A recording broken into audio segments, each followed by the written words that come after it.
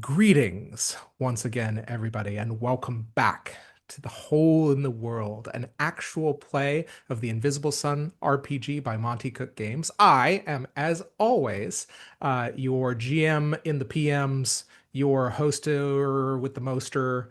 I am Zach, otherwise known as Great Zaminu. I use he, him pronouns, and I am joined by four lovely cast members. Say hello and introduce yourselves, lovely cast members, starting with Marcy, if you would. Say hello and introduce yourself, my lovely cast members, starting with Marcy. Sorry. Sorry. Did I get it? Yeah, no, you nailed it. Yes. Well, yeah, that's me. I'm Marcy. You know me by now, aka Experimental Madness. I'm a writer and an editor, and by day I'm here playing absolutely buck wild characters with buck wild people, and I am back playing Gabrielle, the iconoclastic ardent apostate who hosts a choir. Amazing. Going down the overlay, Bill, if you would like to introduce yourself. What's up, everybody? My name is Bill, and I am playing Maurice Webb, a stalwart empath of the Order of Weavers who turns tales into reality. Amazing. And moving over to the other side of the overlay, Hopper, if you would like to introduce yourself. I'm Hopper, and I'm playing somebody. Might be Oakrus, might be Twig. Don't know. I also don't know which. So I can't tell you any of the other things. But I'm playing two people in one body, and we're gonna find out which one it is that's taking lead. Hopper, I have a great method for how you should figure that out. Just every action that you think you might want to take, just in case. Is it a 1d2? Suggestions? Like a Yeah, solid silver, it is actually a 1d2. a solid silver 1d2? Yeah. I'm Cool. so happy you know about that. Crazy. That's so weird. What a serendipitous moment. I know. Why would we know about this? We would never have any long-term and incredibly irritating bit based around this exact thing. Moving on. Marissa, if you would like to introduce yourself. Gladly. Hi, everybody. My name is Marissa. I use she, her pronouns. I am an editor of books, TTRPGs, and video games that goes by Critical Kitten most places on the internet. And I play Kiri von Hollingsworth, who is the first assistant librarian of the Order of the Advance. She is an aromatic stoic who understands the words, guardian of Zaleska's grimoire, curator of King Nine's library, maven of mirrors, and mistress of monikers. Amazing. And guys, I'm so excited because things might get a little bit weird tonight. Our lovely cast might have something in store for them that's a little bit off the beaten path. But before we kind of dive in, I think a little bit of a recap is in order. If you are just joining us, oh wait, hold on. Let's add our old theme nowish. So, when we last left our Visley, they had arrived at a leech world inside the Sea of Abstraction with the help of Aya, the living seed of truth. With her and Kiri's assistance, Oakrus Twig restored their dual heart, but at the cost of their shared immortality. Looking for guidance and a new direction, the Visley managed to tap into their magic potential with the help of a mysterious obsidian artifact. A massive stone mirror-like surface. Grappling with visions of the Visley's future potential, Oakrus Twig took Aya's blessing into themselves, and the full party departed for Satyrine. After a quick and disastrous flight between the planes of existence on a magical ship, the party crash-landed onto the shores of the Accidental Space, a strange and nightmarish place in the night side of the Blue Sun. And this is where we will pick up where we left off. So, all of you are looking upon the ruins of your downed ship. The magic that Aya helped imbue into this vessel has since expired. and the structure, the vessel as a whole, is pretty much wrecked. So you find yourselves on this kind of strange shore. You almost like on the side of a waterfront. In what you look beyond and see is a mostly unremarkable, fairly nondescript city. And the thing that is most off-putting to all of you on this, taking this in, or most of you, I should say, taking this in, is the fact that there is nobody around anywhere in this place. However, before you can kind of take all of this in, Gabrielle, you also saw something, which was off in the distance, about a mile and a half from your position. You see a monolithic structure, something that is fairly familiar to you, mostly because you can see the flitting of fire and smoke and embers even from this distance away.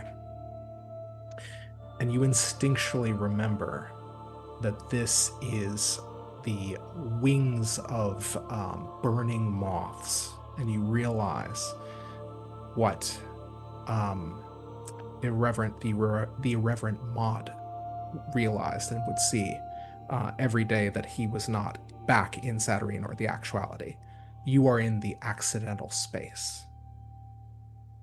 And it's with this knowledge that you find yourselves.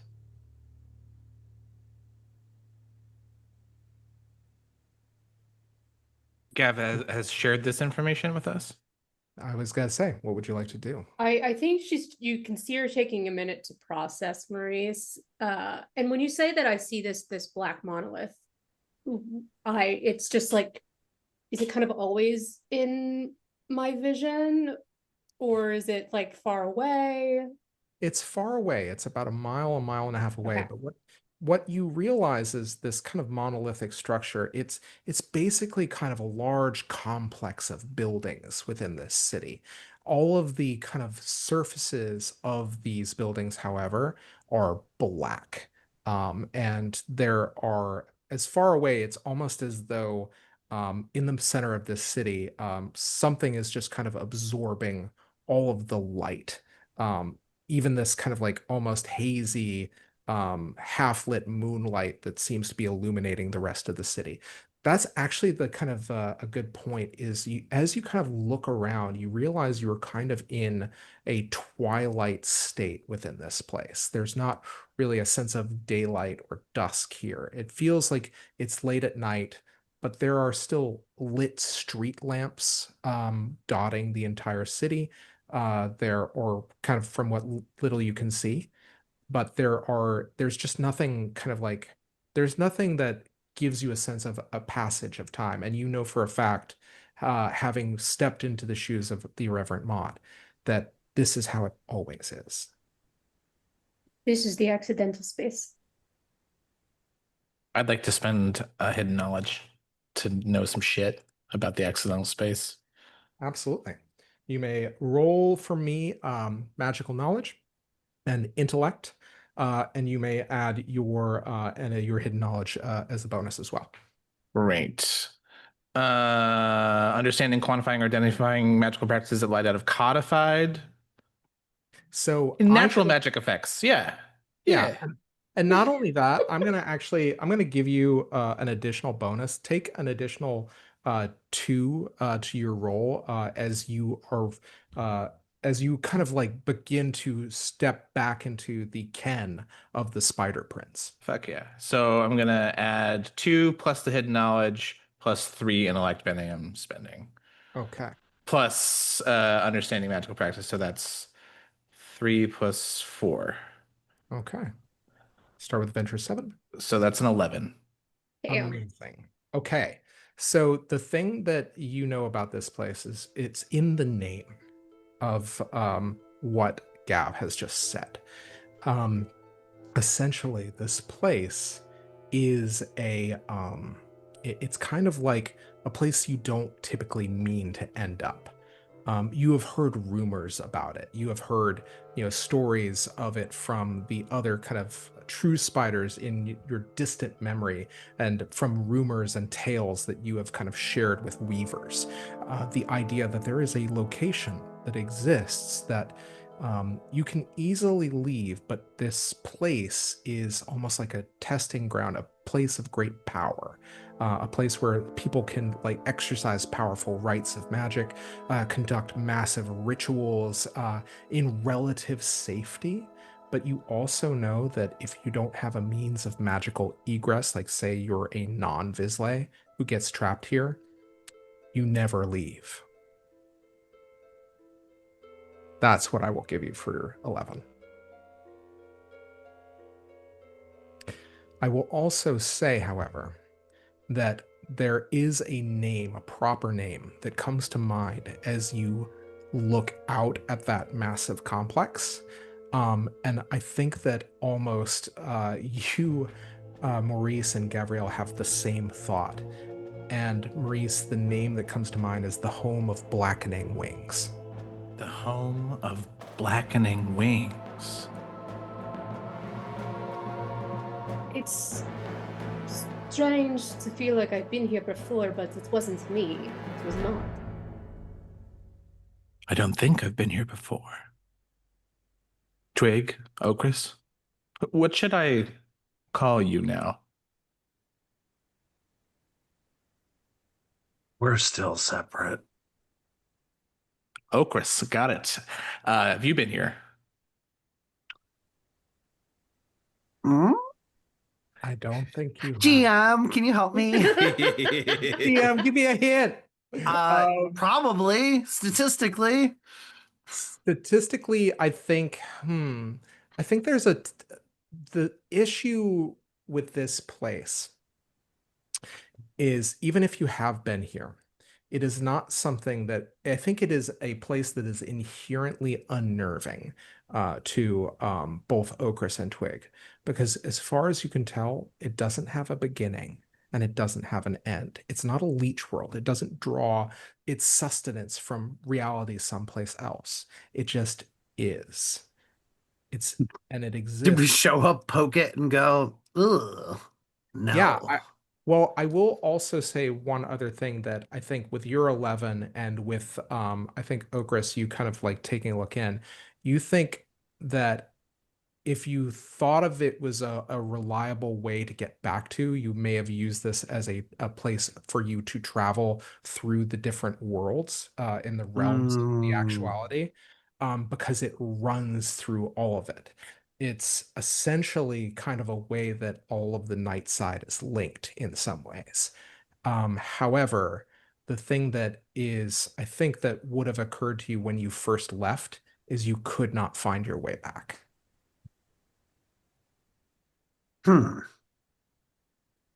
So this place, if I understand it right, it's hard to get to. And if you're non-magical, it's impossible to leave. Mm-hmm. What was the name with sorry, I forgot already, with the black wings? The The Tower Home of of Blackening Wings. The Home of Blackening Wings. Yeah. Maurice is kind of looking around. Does he see anything like driftwood on this beach? Yeah, I will say that you absolutely see some driftwood, some kind of like, it just seems almost like pale to the point of petrification, ancient, dry, dead. But it's hardy, it's sturdy. You can touch it, you knock it. Kiri, want to help me gather some of this? Make a quick fire? I'm just, he kind of kicks his feet, kick sand a little bit. I'm just not in really any hurry to go inside that house. I think Kiri sort of starts fire. I don't. How do you mean like walk with me? your Yeah. hands? Yeah. Here, there's one. I'm gonna go get this other one over here. Manual labor? But magic. There's magic for that. What? Oh, When's the last time you held a knobby branch that scratched your fingertips a bit? Is that what I the kids are can't calling it these say days? I've ever done that, in fact. Your Honor, I plead the fifth. not saying the accidental space is the place to start, but I don't know. I maybe save the effort. This is giving me very big Nick Offerman and April and Aubrey Plaza energy here. Like a nicer Aubrey Plaza. Zach, I have a question for you. Mm-hmm. I'm wondering just like both A, how jarring this is for Gav, but also in having inhabited the mind and memories of somebody that ostensibly lived here for years, question mark, time might really not have much of a meaning in this space. Mm-hmm. It is a city. So what I'm trying to get to is, would Gav instinctively know some paths like into the space, places that could provide shelter, or rather like a resting stopgap on our way as we're waiting? Absolutely. I think that that's actually the most off-putting thing is, as with every step, you feel like, oh, wait, it's almost like muscle memory is coming back to you. You just look and it's just the feeling of deja vu is unique, and it's very offsetting and kind of upsetting and off-putting to us, and because it's so fleeting and it's such a distinct feeling. What you are experiencing is deja vu for your whole sense of like the entire time you're walking. You are taking a look around at all these paths and you just instinctually know, I've been there, I've seen them before. No, I haven't. And not only that, but with your kind of knowledge of pathwalkers and what you kind of remember, and you kind of coalesce this together in your kind of perspective, you are realizing that there are some paths that lead to another sun, to the night side of another sun. Probably in a way that Mott would not have instinctually known, just the way that you do. You kind of feel a current kind of pulling you in different directions, realizing those are ways of egress out of this place. The one thing, however, is that Mott was able to go back and forth to this place as needed, and still does, ostensibly, if your contacts are to be believed at the Pinion Rebellion. However, you don't know whether or not you know that, how you could do that as well. I see. So I would have some reasonable idea of like there would be a building that could be safe. Absolutely. So yeah. I turn to everyone and I go, Maree, security. This might be a bit unbelievable. We don't need to make a camp here. I know. Oh God. I know the pathway to a safe house. All right. He's got like kind of like a half a bundle of stuff. Said, sure. Lead the way. I mean, if you want to carry it, maybe it has a fireplace. That would be great. And I'll start leading them in to find a place I know can be a little home base as we get our bearings here. Amazing. Excellent. And as you kind of are moving towards this home base, Kiri, what is the building that Gavriel has chosen to be this kind of safe house? What was it originally, or what is it, substantively, that it doesn't actually seem to have been used for in this liminal space? I think at one point this was like an aviary, so for some reason, like a place for, imagine like a kind of greenhouse, or like an aviary in a zoo for tropical birds, where you have like fancy cages, and it has this sort of Victorian feel, like it's out of time and out of place. So, definitely in that kind of era of where, all glass structure, like all that kind of arching, spiraling scroll work and iron work. And it just looks like it's aged, like it's kind of like been an abandoned aviary. And it's not clear like what kinds of birds or whether birds were ever kept here. It's quite possible that this was built to be a birdhouse for birds that never came. So yeah, I think you get the sense that there's like something happened here, that it never really fulfilled the purpose it was built for. As if almost in response to this, when you enter into this aviary, and where there are kind of like vegetation, you have to understand that everything looks um, furnished. It looks as though you know that the people are still living there that would live there. They're just not around. It's almost as if like everything has kind of been removed and everything has been trapped in this kind of amber moment. Um, and as you kind of enter the aviary, you hear the flapping of wings, and you see Sophanox alight on one of the cages and caws affectionately to all of you. I think Kiri starts at that. Sophanox? I will say that Sophanox did follow you out of the obsidian mirror in the last episode. Good to know. Also, I think Kiri like is kind of interested in what Sophanox is standing on or why. And so I think she'll like sort of kind of like a what do your bird eyes see? And like kind of approach where Sophanox is. Soapbox has just landed on an empty cage, literally on the outside of it. It's kind of an funny juxtaposition seeing the bird on the outside of the cage as opposed to on the inside.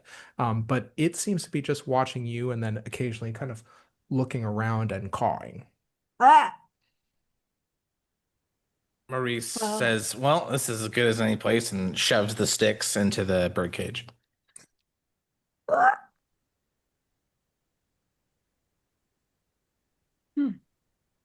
This is a Maurice strange looks place. Is For that bird love. trying to tell you something?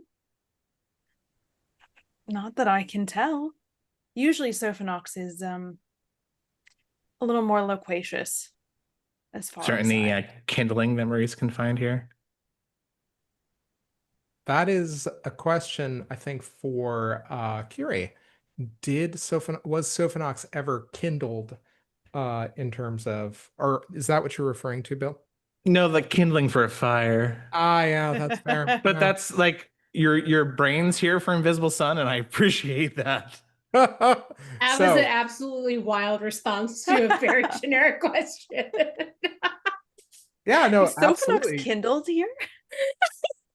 Yeah, I think Sophanox actually will once again just sort of take off and start gathering things that you would figure would be flammable and begins adding them to the pile of sticks that you've grabbed for the driftwood. I think Kiri sort of watches Sophanox's flight pattern. Allegra's engineering. And he alights on your shoulder and then nuzzles into your hair. I think Kiri rolls her eyes a little bit, but like accepts it. Striking, and Maurice uses finger flame to light the kindling in the birdcage. Starts blowing on the flame. And as the kindling begins to catch and as the fire takes hold in the bindle, the quality of the light changes into more of an amber glow that suffuses this kind of central area of the aviary. And you find all of yourselves, kind of, I think, standing around or seated as per your preference around a healthy fire. Supposedly there's a way into and out of this space. We're not trapped, but I can sense some of the doors, but I can't see them. Well, it is good to have an exit strategy, I guess. I just, I'm having trouble, thinking about anything after this next seed. What do you mean?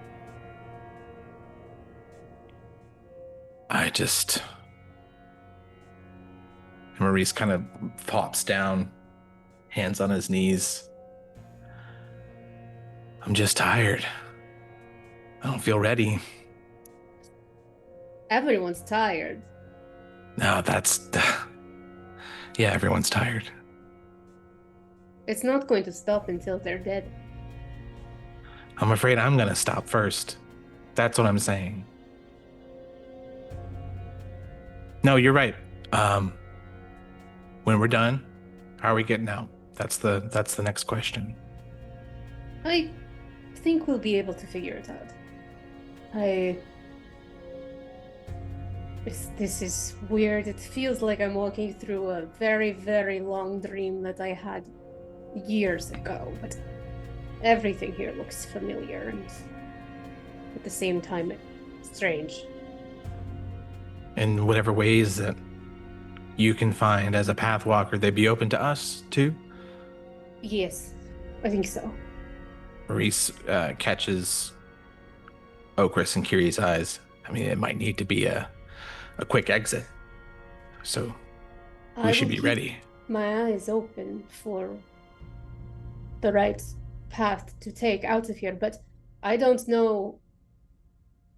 I can sense that there are doors that could lead us to other suns, but I'm not certain it will be Citrine's, but it will get us a step closer at least.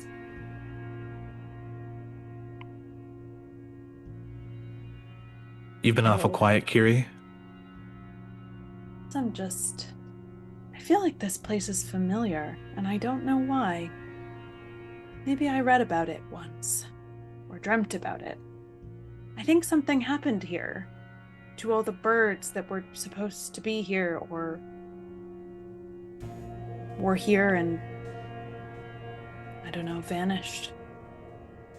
Each one probably has its own story, but I don't think whatever happened to them, I get the sense it wasn't good. You think being trapped in the accidental space is good? What possible plan could have been natural for whatever was supposed to end up here? From what I understand, this is the space between the walls. It doesn't exist and exists everywhere.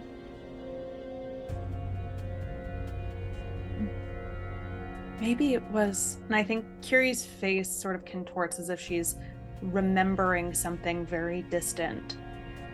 It might have been in the gray. I think I saw a blueprint like this once for an aviary that wasn't ever built. Maurice takes his hands off his knees and kind of puts back like he's almost lying down. Kiri, will you tell me a bit more of your life in the gray? Was your name Kiri then? My name's always been Kiri, yes. Kiriel von Hollingsworth. Kiriel von Hollingsworth. That was all very long ago. But it was quite a life. In some ways, I had much less control than I do here. And in some ways, I had more certainty about what I wanted and where I was going and who I was in the world. In the 1930s in London, things had an order. There was a social strata. It was clear what was asked of you, what was expected of you, and you either fulfilled it or you didn't. But if you ever wanted to color outside the lines, well, let's say that in Saturnine and in the Many Suns, it's a lot easier to color outside the lines. In fact, you can't really exist here without doing that, I don't think. What do you miss the most? Miss? I don't know. I suppose... You know when you've seen those little decorative, intricate jewel boxes, and you think, oh, how well designed, how intricate. They are the perfect vessel for, say, jewelry or trinkets, because they have a very clear purpose that they were built for, designed for, and they fulfill that purpose exactly. They don't have to think beyond that purpose. I think maybe that's what I miss sometimes. Being like that jewel box. Being like this jewel box, perhaps. Half built, half remembered. I don't know if that answers your question. It does. It's rather beautiful, Curie. Suppose I'm just in an introspective mood. Oh, Chris, you never went to the Gray or never lived there. But you witnessed it, didn't you? No. Not even through Twig's eyes? We share some memories. That must have been torture for you. Not behind the wheel? I was asleep. Ah.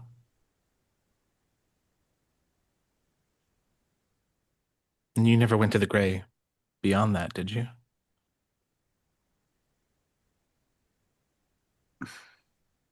That's actually a really interesting question, Zach. Because the Gray Flip a card, exists... flip a card, flip a card.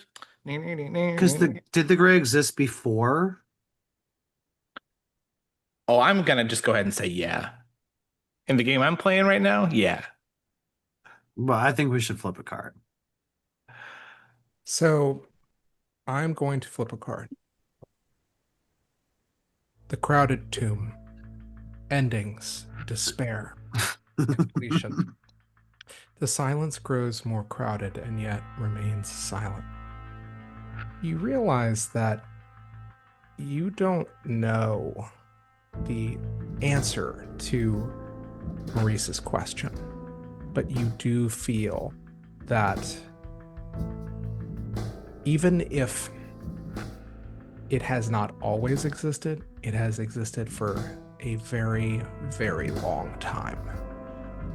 And there is something that occurs to you about the Gray, the idea of shadow. There is, I think you are familiar with leech worlds. You are familiar with places that sustain their own realities by robbing it from other places in the actuality, other fonts of power and well springs. But you never got any sense when you were traveling through the Gray that that is what powered it. And so it's a little bit off-putting, but once again, very much like the accidental space, it's another place that seems to just have existed, or just exist without any sense of beginning or ending. Not one that you can feel instinctually.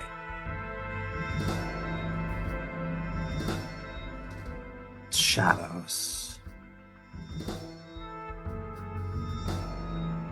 The Gray is shadows and illusions. It is a reflection of the things that exist here. Not here. The indigo. I wouldn't be so sure about that. Why is that?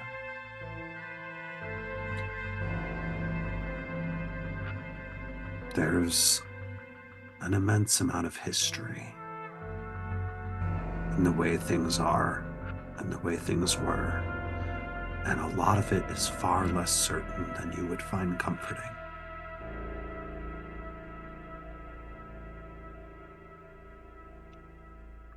Try me. I don't know. I am not the person you should be looking to answers from. That's fair. I don't think I ever thought you had answers, Okris. Just perspective. that I value. Truly. Maurice kind of does a double take at Gav and says, I know you don't have a lot of maybe happy memories from the gray, but I can always help you with one if you want. What are And we he puts doing? he puts his hand out to touch your shoulder if you consent. What are you doing? Would you like to remember a happy memory? I assure you I remember everything. Are we just sort of sitting around by the fire, sharing good times had in illusory planes of existence that clearly aren't real? And she looks over at Okris and clearly had no effect on any of us.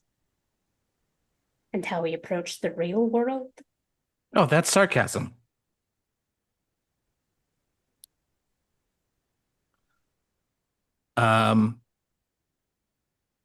Is this little trip down memory lane inspiring to everyone? Are we feeling all safe and cozy here in the dark? Marie says, I bet I can get you a memory you've never felt before. You really think you remember everything?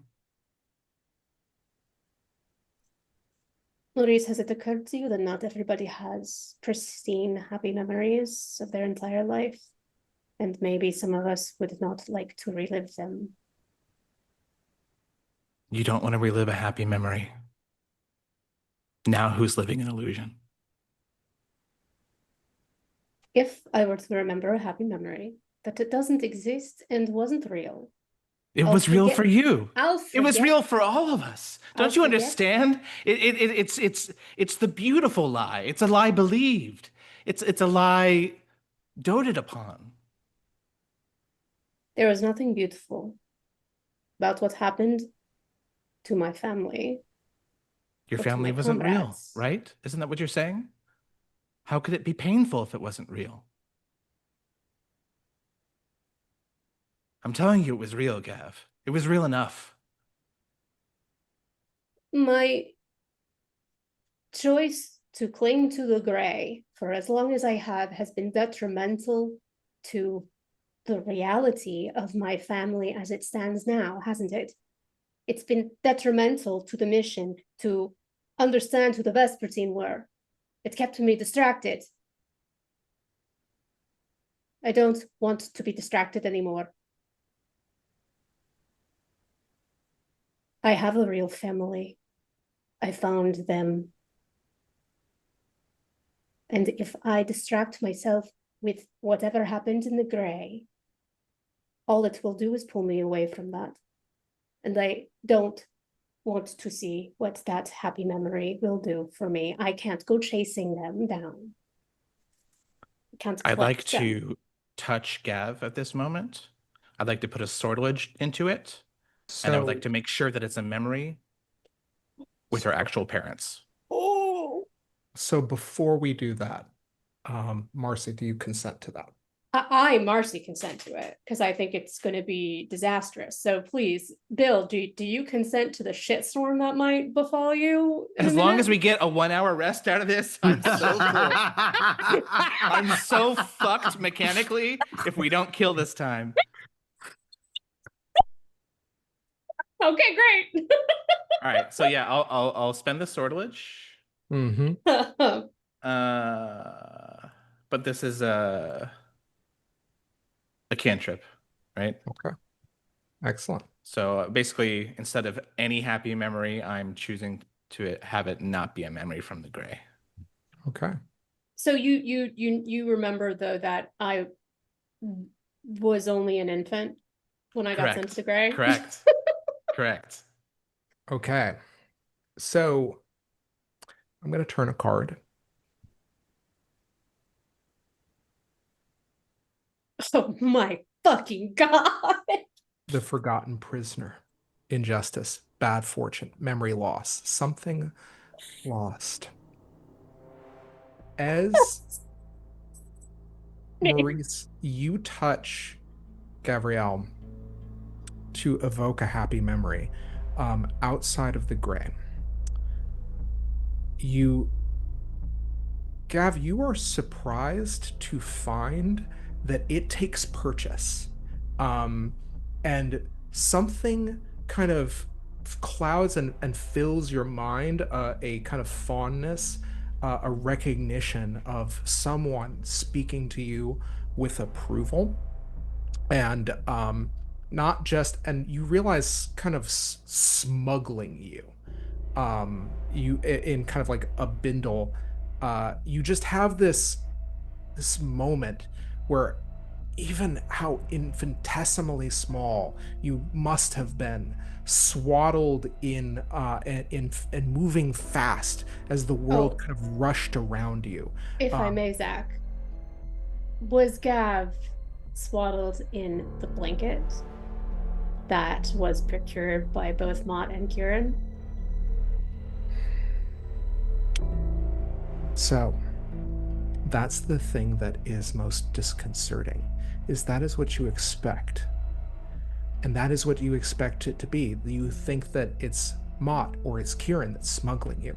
But when you look up into the face of whoever this savior is, it is nothing but darkness. And when I say darkness, it is like an abscess in reality, something that was there that is no longer there. But you just, and where it's speaking to you, something is just almost like warbling. You take a point of despair as you cannot reconcile this happy memory with the reality of it. Something has, it's like something has been removed from that moment. What the heck is wrong with you? Happy. No, Gav it's happy. Immediately It's happy. shoves Maree away from her. So here's the thing. I am going You to just got peanuts, wad.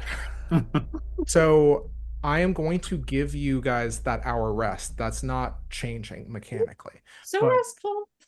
actually, this is the thing, is the question is, Gavriel definitely gets a point of despair. Maurice, do you get a point of despair when you realize Oh my that the god, spell yes. failed? Yeah. Did you see it too? No. Okay, No, you I didn't. just saw you say, "What the hell did you do?" and push me away, and I went, "No." What was that? What did you make me see?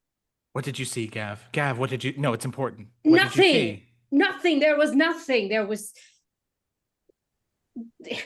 a voice that I didn't understand. Darkness. Why did you show me that? You must be closer to the hole in the world than we thought. It's we can't see. It's the lie, the big lie. It's part of you still. It's part of your story. Kiri, elbow. Isn't this fascinating? Oh, I'm so happy for you that this is fascinating for you and not. Oh. Yeah, go ahead. Was it your, did the memory, was it familiar apart from that? Was it like a memory you'd had before? No, it felt like something that was a feeling and not a memory.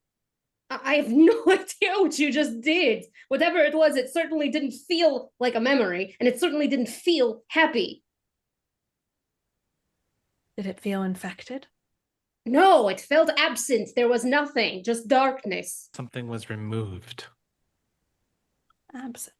Next time you want to run a little experiment on if everyone has their memories intact, perhaps you will just do me the courtesy of telling me your intentions clearly. I don't know. Out of all four of us to yell at, and Maurice points to Okris, but not you, the other you. Don't no, put for that once. on me.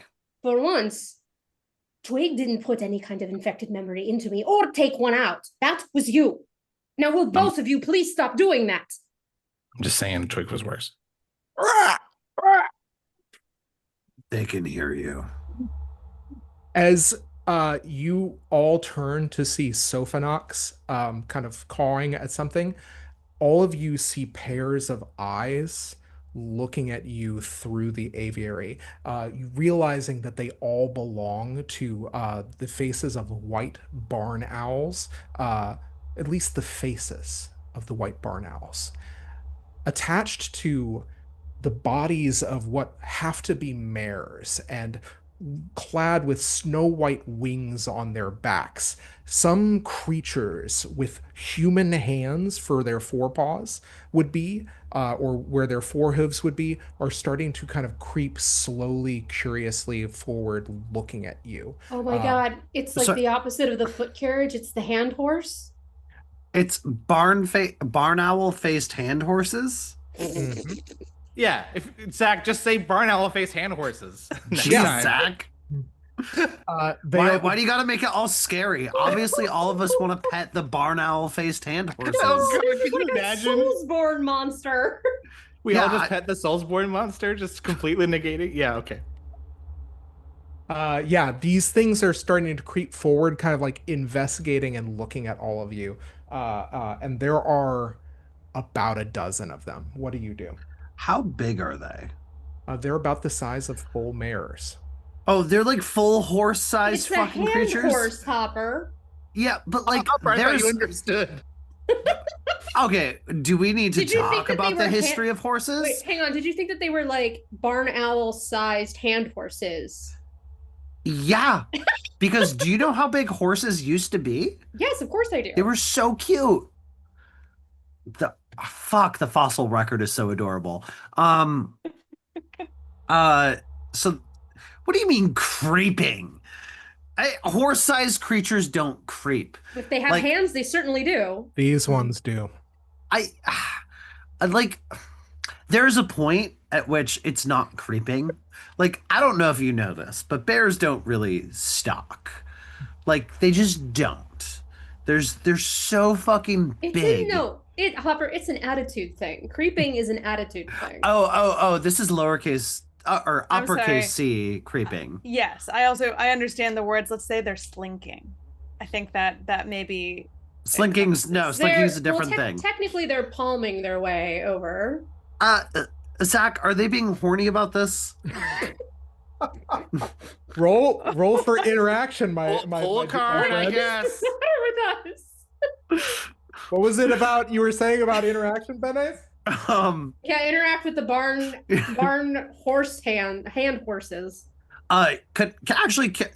Does Okra see this?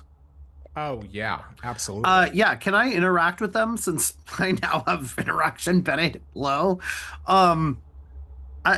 Okras just wants to kind of looks over straight at these creatures and just says, "Do you mind?" Ogres was having so much fun just watching this blow up. Yeah, I was gonna say, if you want to make me an interaction roll, you can kind of try to. I'd like to shame the barn-faced owl hand horses. Also, Zach, what was that animal sound you made again? I don't think we appreciated it. That was it. Yeah, that's what I thought. That's so funny. I heard somebody make that really recently.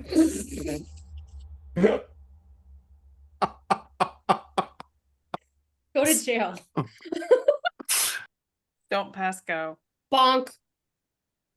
Okay. How do you do, my friend? I'm so sorry. Yeah, so I would like to, as Okris, let's see if I have anything even remotely helpful here. I'm just gonna dump all my interaction into this roll for no reason, which is 4. Okay. All right. So you're dumping all 4 Bene into this roll. Yeah, why not? What's the worst that could happen? You start holding hands with the hand horse is what happens. Feels like a win. Live your best life, Okra. Like, if we're holding hands with the hand horses, then we're not fighting them. Zach, okay, anyways, that's a total of an 8. Okay. I will say with an 8, what are you trying to glean for? Like, you're just trying to kind of, intimidate them, or?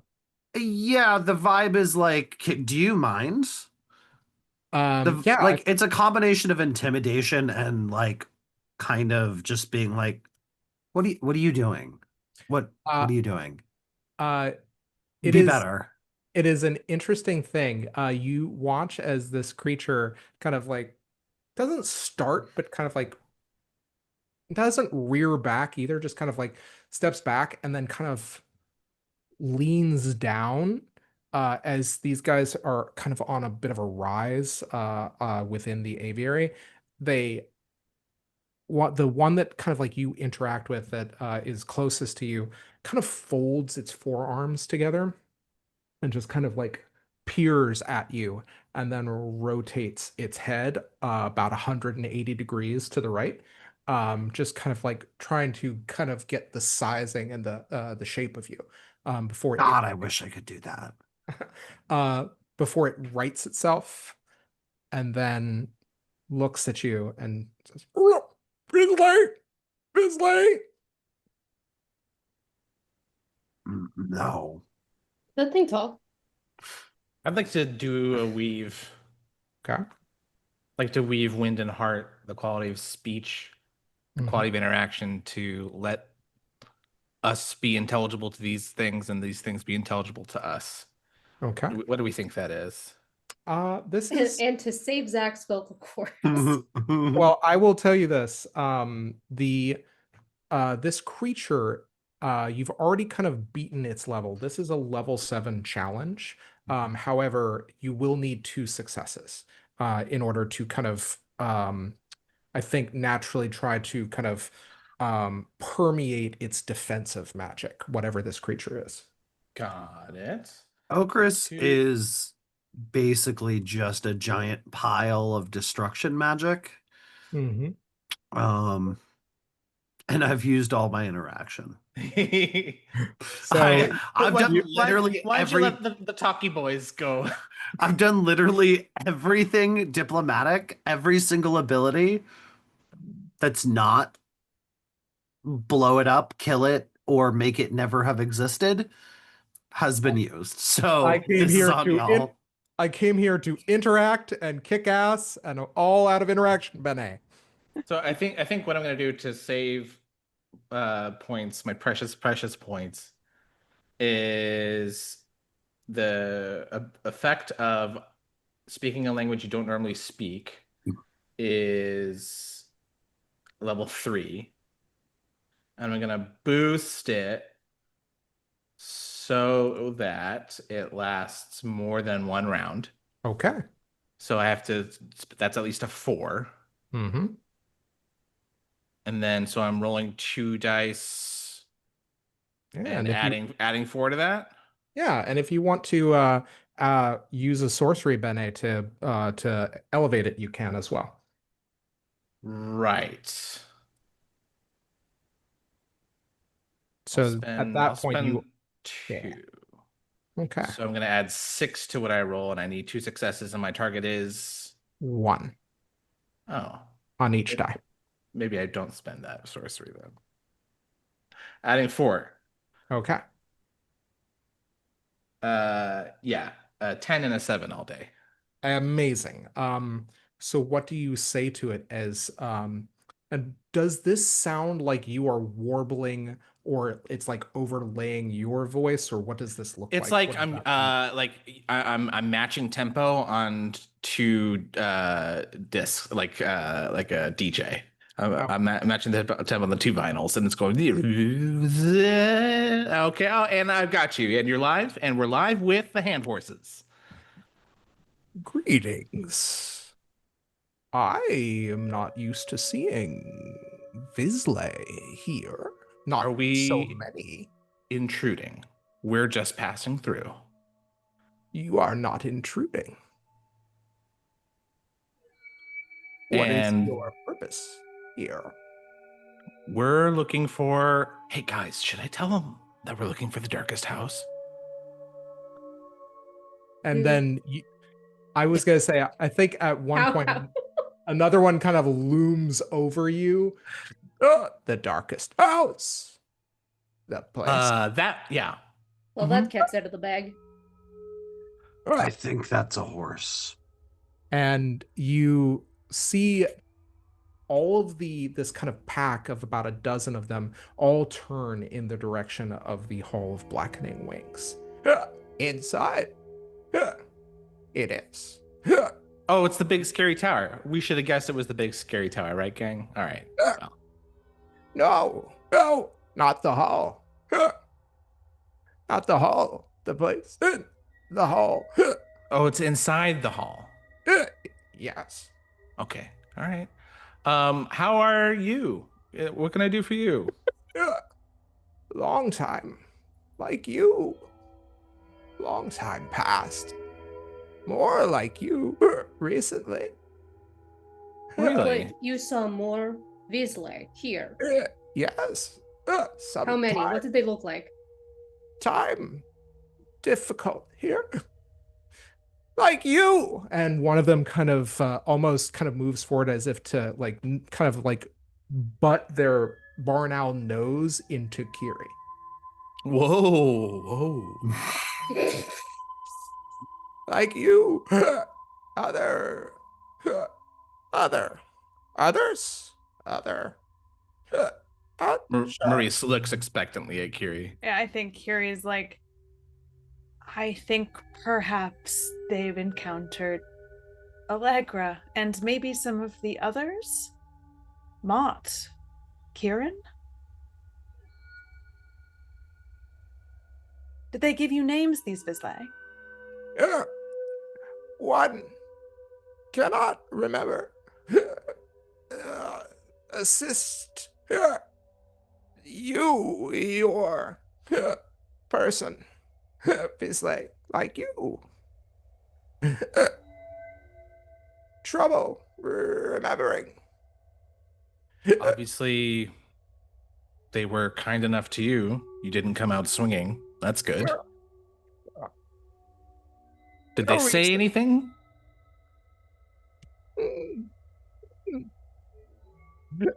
They asked, like you did, for directions. So they went. They're in the darkest house. The house without light. Yes. This was recently?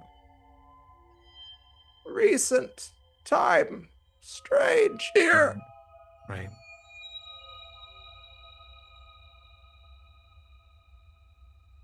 What? I think Curie like fixes them with a sort of scrutinizing gaze.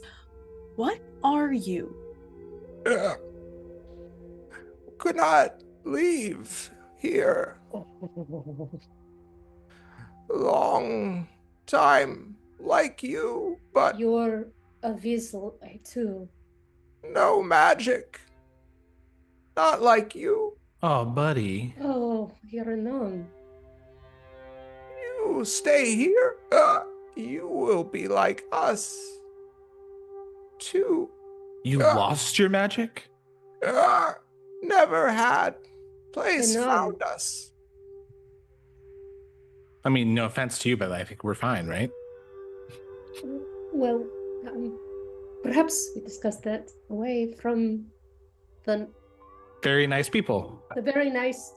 Do you have a name? We are Shadowriness. Other names long gone. Shadowriness. Has Curie ever heard that before? I think. Make me an intellect roll. Hmm. I only have 14 Bene in that. Use all of them. Why I was not? gonna say, always a good time to spend a hidden knowledge. I was gonna say, if you use a hidden knowledge, I will definitely give you something here. All right. Why not? Let's do a hidden knowledge. Yeah, give me a roll. See how you do. All right. And that's a 7 all day. All right. So, I think with the hidden knowledge, the thing you realize that you kind of like gives you this kind of additional insight is that the word is a Weasley word. It is a word that is constructed. And as you understand the words, you can break it down. And you realize that it is almost like a scientific nomenclature for what these things are, like something, a term that Avance would give them is the Shadowrinis are basically, you realize that Avance gave them this name and then it stuck, or they have kind of like, basically absorbed it and kind of used it in this conversation, and you realize it means diminished. In kind of like if you were to kind of use it in common parlance, it's like diminished ones.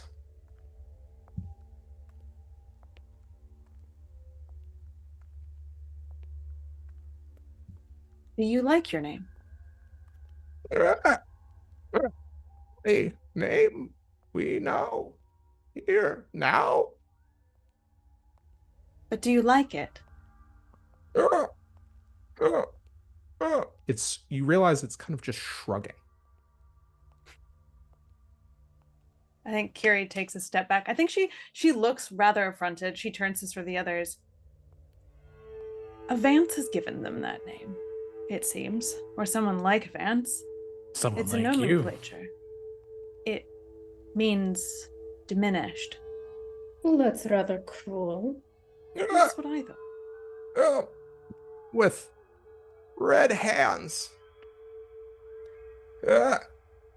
Gave us. Red hands. Okris raises a hand, and you can see the fingerless gauntlets of the 13th hour and the red thumb. Mhm. Like this. No. Whole hand. Like, and again, kind of once again, looking at Kiri. But you realize, Kiri, as it's looking at you, it's specifically looking at the Vancian insignia that you are wearing. I think, yeah, Kiri puts the pieces together. Red hands. So she goes and within the history of the Vancian canon and her knowledge of the campus, where has red hands occurred before?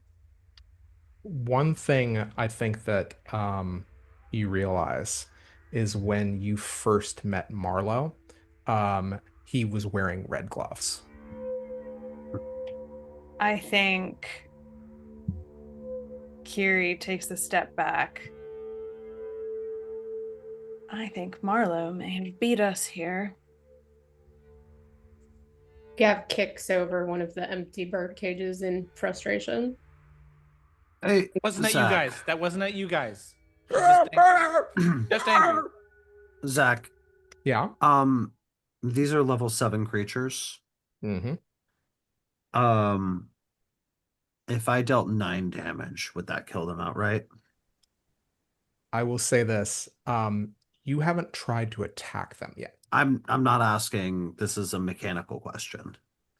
If you could deal 9 damage to them, Oh, you would. my lowest powered single spell attack deals 10 damage, 9 or 10 damage. Would that kill them outright? I will say yes. However, the thing about this is I'm not saying I'm gonna attack. I just wanted to, that's the full answer. and I am just telling you this, is that their defenses have not been active. They did not sense any kind of offense from you. I will give you that with your interaction, Bene. Like, they didn't like assume that you were going to attack them. You don't know Mhm. if this is like their defenses have been engaged. Okris looks affronted at all of this.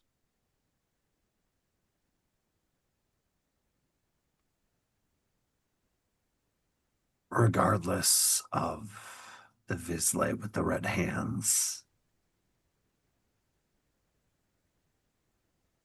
do you want to leave? Leave. Cat. We have family here. No way. So you're happy, right? This is good. It's again, it's doing this kind of shrugging motion. Like, Mm. you're speaking, it's like you've found a word that doesn't quite translate. Yeah. Do you want to leave and live another life with no memory of this one? It kind of rotates its head at you and thinks and looks and rights itself.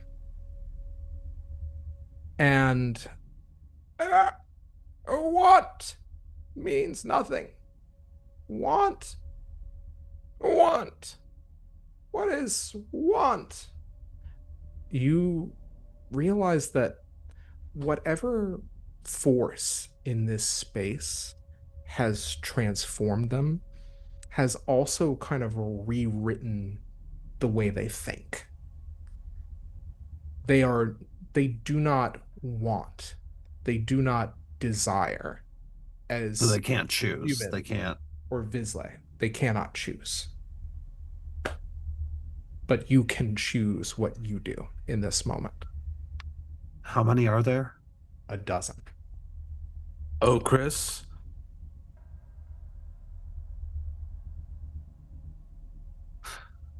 There's more than one way to do this. Is there? Gav just calmly stands in front of I'm forgetting how to pronounce their names, but of our new horse friends, The Shederinis. and just folds her arms over. What exactly do you think you're going to accomplish here? Send them somewhere else. We could bring them somewhere else. Look at that. 2 options. I bet we can think of a third. Kiri, a third? You got a third? Kiri is like doing some linguistics transliteration. I think she's trying to figure out a name that keeps the fancy nomenclature but means something different. So this is very interesting. Okris, Gabrielle, I think Gabrielle, you look and see past Okris that the dozen that you have found in this apiary or this aviary, as you look out onto the street, you see another sets of eyes just looking around corners, looking, and you realize that it's not just 1 dozen of these creatures. There are dozens of them. Lost behind- souls, people that found themselves here and couldn't leave. This accidental space has been here for a very long time, and the Shederinis are many. Can't Seems like- choose. Then leave them alone. They will be here forever. They said they had families. And they don't know Also, anything different. If you can't want what is Also, you don't family, know that, Okris. You don't know that. So your mind works in ways that I barely understand. So we should just decide for these individuals? That's not what I said. I asked if they wanted to leave. You assume parameters of their knowledge that don't exist. We were talking about the gray earlier. When those of us who were in the gray, we didn't know anything else. If someone had walked up and said, "Do you want to exit this world and find another life?" I would have thought they were insane. And would your response have been, I don't know what want is? Consider, I host a choir of angels in my being. Half the time, most of them, their desires, their wants, it borders on the unknowable for me. There These are were minds that people. work in ways that I don't understand. I don't make decisions for them.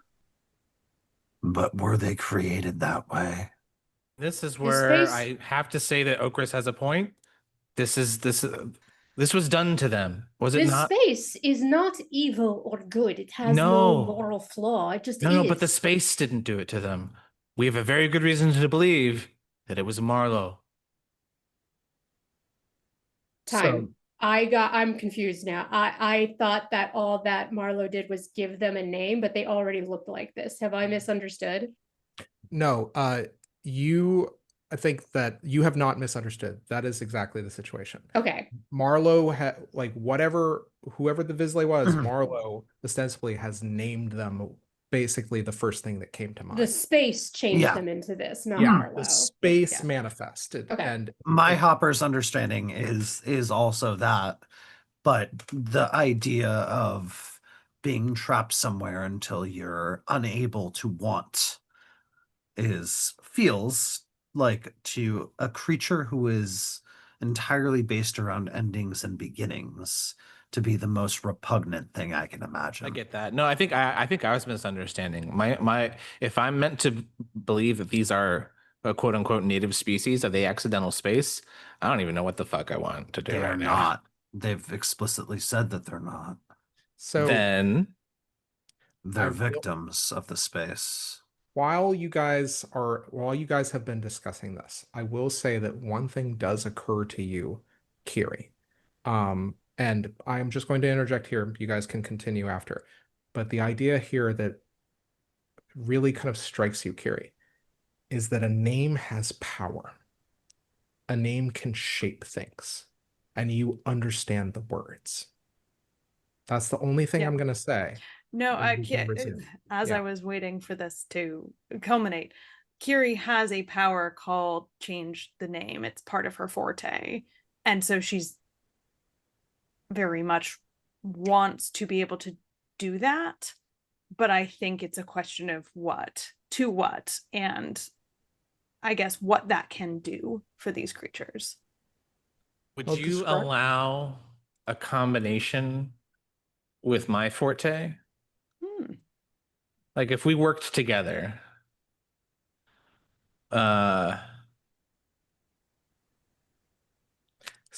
can call object from metaphor. Mm-hmm. I can wipe the slate clean if you have something new to write in its place, Kiri. That's what I'm offering them. Sounds like you're trying to kill them. Yeah. And right, then which they'll be reborn. Objection. Yeah. To be very clear, the actual mechanics is if I kill someone using my magic, I can choose that they do not die, but they are reborn elsewhere in the actuality with no memory of their previous life. What are you all talking about? How is what you're doing any different than what Marlowe did to these people? Giving them a name. Making them feel however they want to feel about that name. Deciding for them that they should be reborn somewhere else because you want it to be so and you find their existence repugnant. That's not their problem. That I asked what they wanted. And they can't give you an answer, so there it is. We're not the arbiters of everybody else's life. If someone took away your ability to want, Gav, I wouldn't take your word that you were fine. We don't know who these individuals are. Look behind you. And Gav actually now points beyond Oprah's to the city of individuals that have opened up. Dozens. We're not dealing with one group. This is a city. It's hundreds. I can fix that. If I may, we don't know what we're going to find in there. And I think Kiri points at the tower in which the darkest house supposedly lies. Perhaps there is something we will find in there that may free them and us and undo what Marlowe has done to them. But we won't know that until or unless we go inside the house.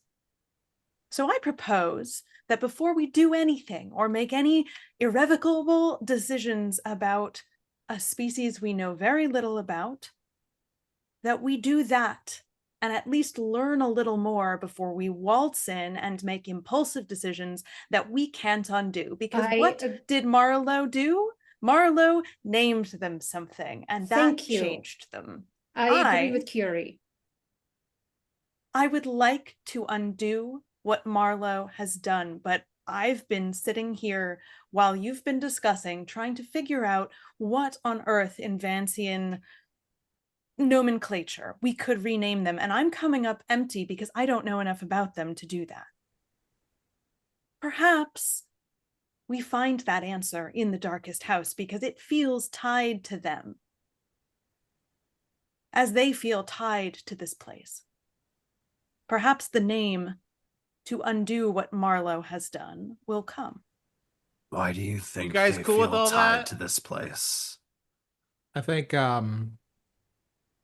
at this point, all of them kind of look to each other and I think just and kind of all of them start kind of like baying almost like a cacophonous parliament of these creatures. Are So they far, all? I mean, all of them, basically are shaped the same way. There are, of course, natural distinctions as with any animal. Different colorings, different feather patterns, different like kind of body structures that have the same structure but are kind of like different builds. But they're like all like generally speaking creepy owl horse-handed things. Like Yes. they're functioningly they've all been turned into the same archetype. Yeah, absolutely. I think Ogress just kind of turns their back on the other three and just looks at this crowd. Are any of you capable of wanting? I think you see dozens throughout this city, some of them just looking from open windows in brownstones, in buildings, in shop fronts, and all but I think all of them kind of look and gaze around, and you just see all of these eyes, these kind of pinpoints of light, captured in these massive irises, massive kind of dilated pupils of these owl faces. You see them, all of those lights recede as they leave your vantage. And I don't think it's necessarily audible to anybody without who's not actively attempting to listen, but you just hear the camera picks up Ogress just saying, "I'm so sorry.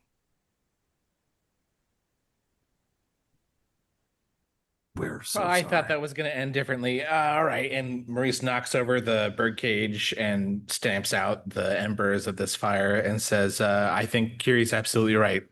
We need more info, and there's one place that we got to go. Let's do it.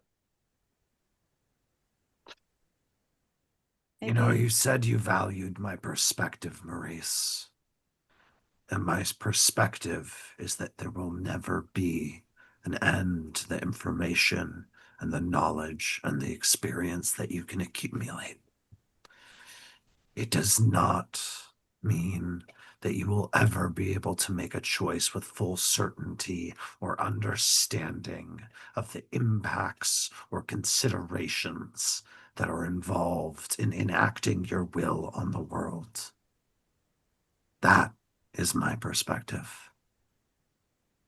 See, that's funny Someone that's only because been mortal for 24 hours?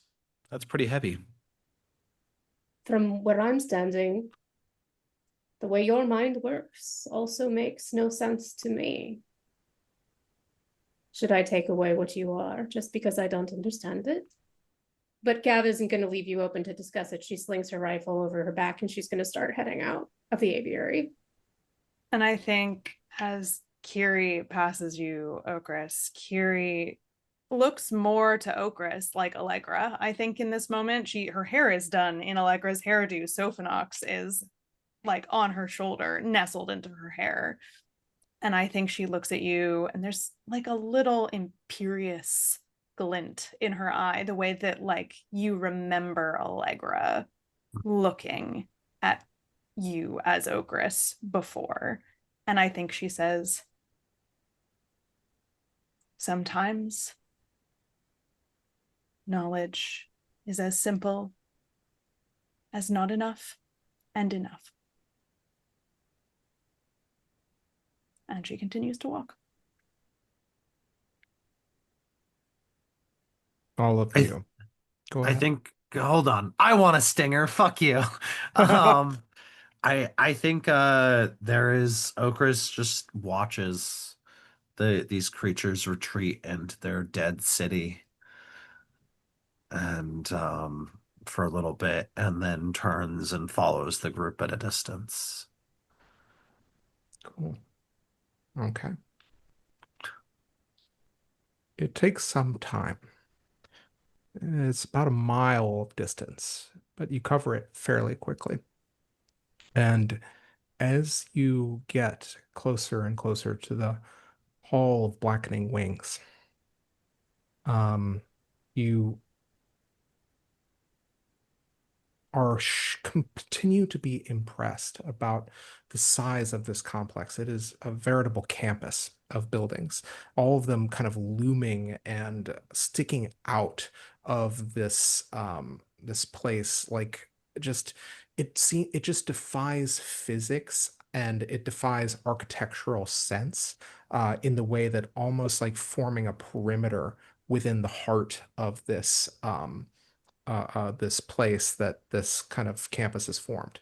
You realize, I think, all of you, as you kind of approach this hall, this massive kind of entry grand plaza that will lead to the inside of this campus. All of you see these kind of fluttering flames that seem to kind of take flight in random patterns above you as you kind of cross the steps of this grand plaza. And you realize that they are flaming moths. These creatures, they don't kind of die and gutter out or turn to ash in the air, but what you do feel is the soot and the embers and the ash rain on you from their flapping wings. And that said, all of these creatures, through some sort of unknown kind of coincidence or magical power, they all manage to stay aloft. They all manage to stay alive. But as you kind of pass under them, you get this sense of foreboding and sadness. And you enter through this hall. And when you pass an arcade of black marbled buildings, you see in this kind of grand terrace, this almost massive kind of garden, as though the complex itself was walling it out and trying to shield the world from it. A 3-story mid-century modern home with a brick wall around its back, a set of stairs that lead up to a front door, and several faint, dim lights that appear to be on in several of the windows. What do you do? Take a break. That we can. We're going to pick up where we left off, which is all of you are standing outside of a gray, somewhat ramshackle 3-story mid-century modern house. Its construction is wood, and it is fairly inauspicious. There are a few dim lights on in various rooms dotted throughout the second and third floors. And you realize that around the circumference of the almost all of the rear of the house, there is a brick wall. And looking at it, it's incredibly ordinary, plain. But you, I'd say Kiri in particular, feel something radiating off of it. And it's not the current of magic or some form of the current. It is the absence of the current. And it is deeply unsettling. You've only just now gotten used to this new kind of sense ever since ingesting a part of Maurice's memories, intermingled with those of Allegra's. But it's one thing to have an entirely new sense, or have, let's say, a new arm to get used to, or a new appendage, and have it suddenly yanked and removed away from you. That's what this feeling is. I think Curie steps back. Oh, there's something repressive about that place. It's like it's muting magic, or like censoring it or something. I can't feel the current anymore. Zach, I have an interesting question for you, because my seed of truth allows me to see through illusions. I'm actually curious if I'm also feeling this sense, even with that seed in me, the nothingness here, like just a black hole. Or if there is something else that's unrelated to that similar current that Curie's more tuned into. I will say that you each arrive at different, very true conclusions. You look at this place, and it is just a house on the outside. There is no illusion to it. It is a house. But there is something else you realize, which is on the inside, it is vast. And it's alive. Oh. I think that makes, like, as Gav realizes that, she suddenly takes a step back, I think in time with what you're saying, Curie, and goes, the building, it's alive. It's a living entity. Strategies? Thoughts? We don't even know where it is. I can knock. Curie has both a cantrip for politely knocking on doors and a slightly less polite beta spell that is for flinging doors wide open. But you can't use your regular fist to just knock on it. No, she is decidedly. Right. Of course not. What am I thinking? Such a silly idea. No. We have to use a ghost hand, obviously. Okay. So, which are you choosing to do? I think she looks towards the others. If we want to keep it simple, I can just throw the doors wide open, but if we want to be polite, I can try a proper knock first.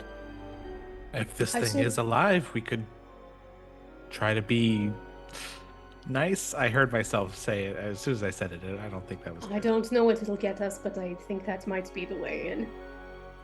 Curie we nods. Can't sneak in. It's going to know we're there. Right. So knock it is. And yeah, Curie will use her cantrip called Norham's Knock. The owner of a door is politely alerted that I am waiting to be let in. This is such a phenomenally funny spell to me. As you cast Norham's Knock, you wait to feel a kind of like ebb or a change in the flow of the current, and you realize as you cast the spell there is no kind of response from the current, and as you ponder that, having knocked, you just watch as the door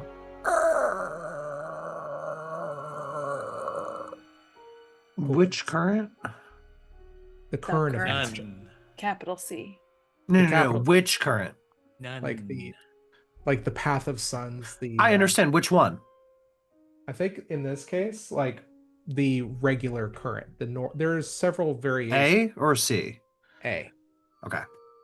We were talking about the absence of a current, though, right? Yeah, there's A is There's F. absence of current A. absence of all current. Hate that. So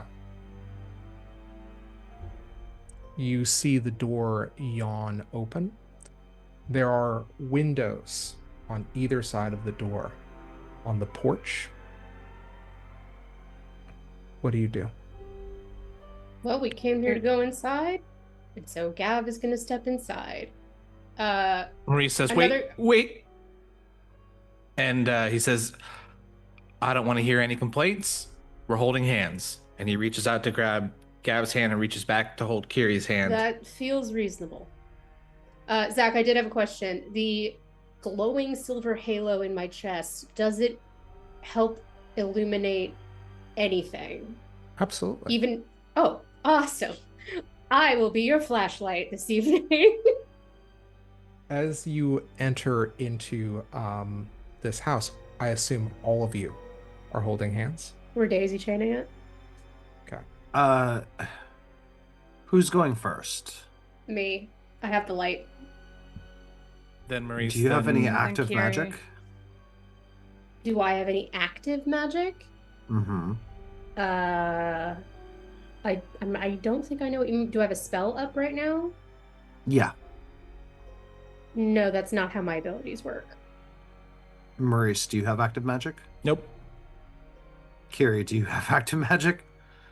I don't think so. I think from that long rest, anything I was wearing has worn off. But I have a source of light on me that doesn't require me to do anything.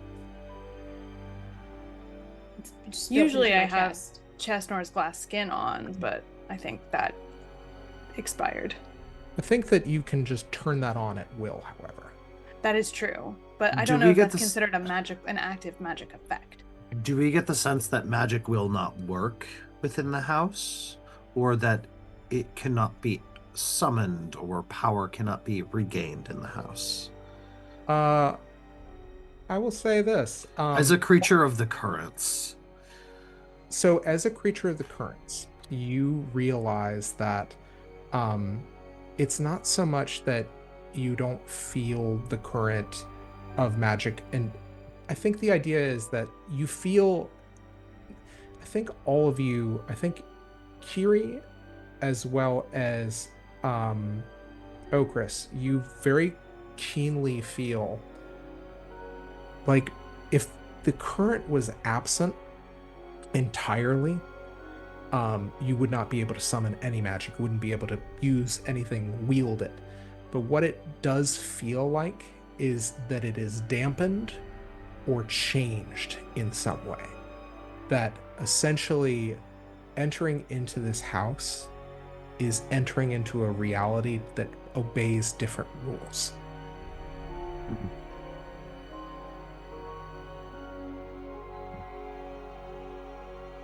So, I'm assuming all of you have gone in, or Yeah, I'm going in. I'm going in. I would like to activate the end is near. okay. Okris, as we cross the threshold of the darkest house, Okris manifests magical armor that seems to kind of shroud them in this enervating, almost void armor. Okay. You do that. And as you cross the threshold, you hear the door slam behind you. And when you turn to look at it, it is no longer there. You are facing a blank wall. And when you turn to face in the room in which you have entered, Gabrielle, your halo illuminates a scene of essentially a kind of dusty, shrouded up living room. All of the furniture is covered by dusty sheets. There is a closet. There are the windows that face out of the front door. And when you look out the front door, windows on either side or of where the front door was, you do not see any light. Well, is they call it the completely- darkest house for a reason, I suppose. And when you turn to look back into the room, something plays out in front of you. Are we sure about this, Allegra? I can feel the seed inside the house, but this place, it hates us. As you look, you see a shadowy figure and something, it seems to be speaking to Allegra, to somebody that is no longer there. It's like an echo. But the thing that is really disconcerting to you, Gabrielle, is it's like an absence in the reality. It's like a hole in this scene. You don't make out a figure. You just hear a voice.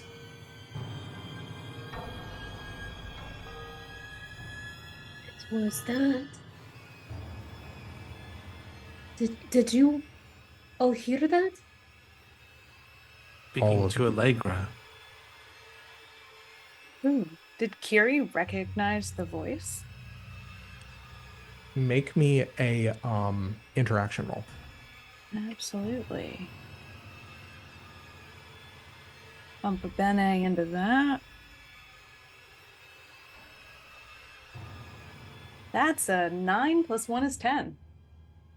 You try to recall the source of this voice, who it belongs to, and you just feel tears running down your cheeks. I think she lifts a hand. What is happening?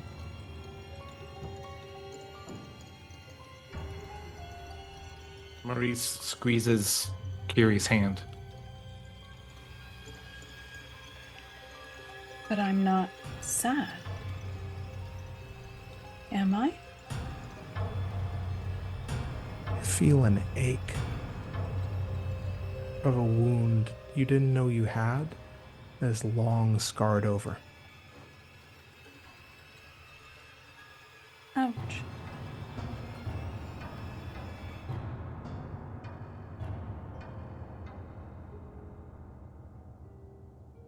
House is going to try to trick us.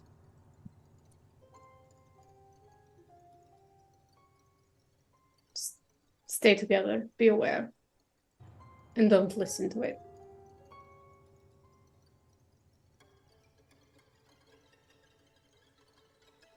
As you kind of take in your surroundings in this darkened room, you see that there is a door on the opposite wall. Do you do anything else in this room? I think what Gab is focusing on is trying to like tap into whatever wavelengths of magic her seed has to like almost use it as like a dowsing rod to try and find where the other seed may be. Okay. If that's even possible. I mean, like she's playing fast and loose with her own abilities here because she's certainly never had to actively search like this. So in this case, go ahead and give me a perception roll. Certainly.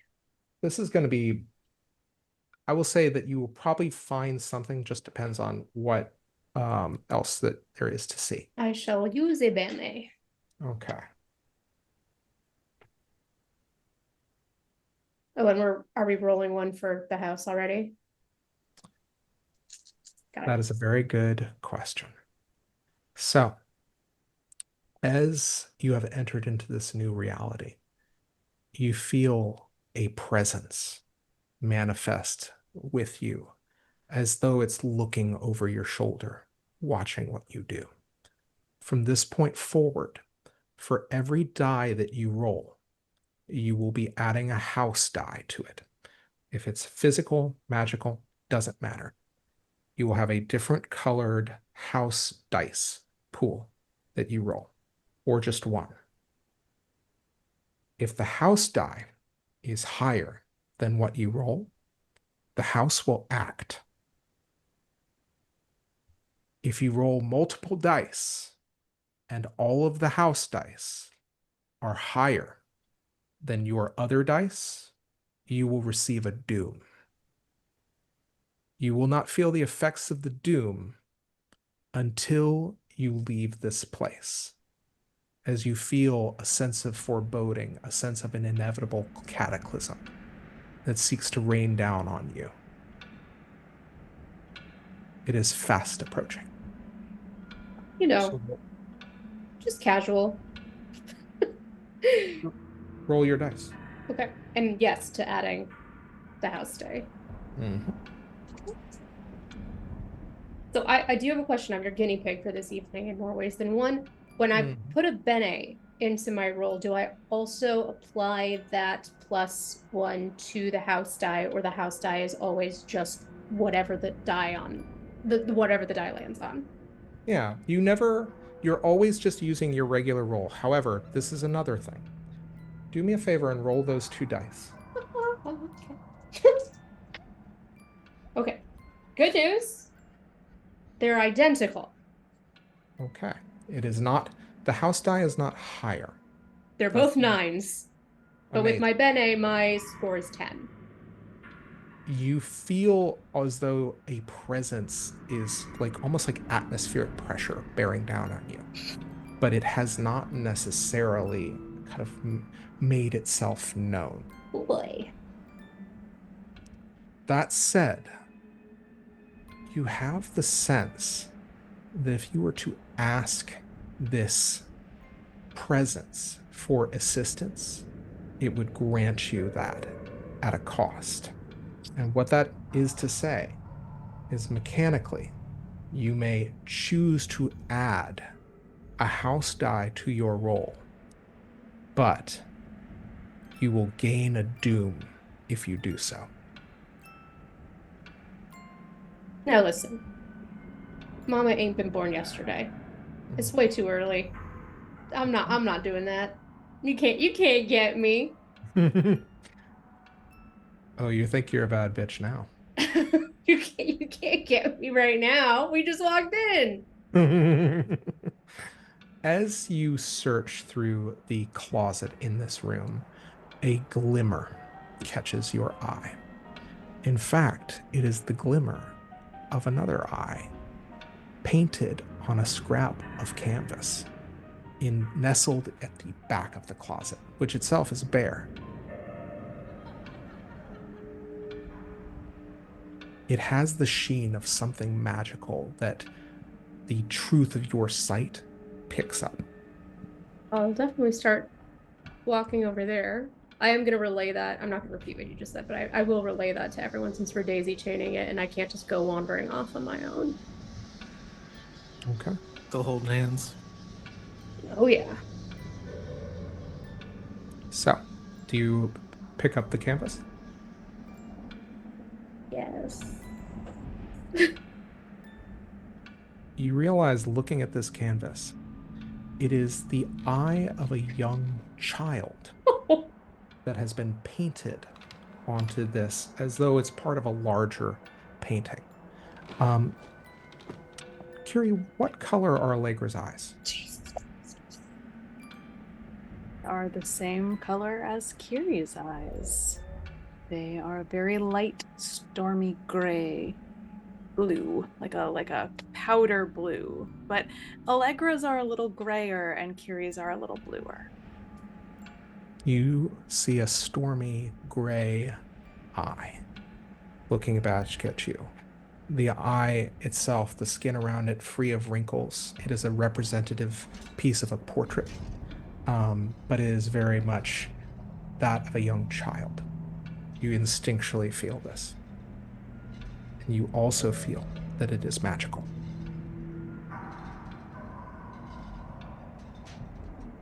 I would know that eye anywhere.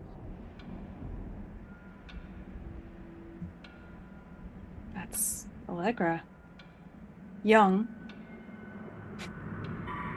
I don't really even remember her that young, I don't think.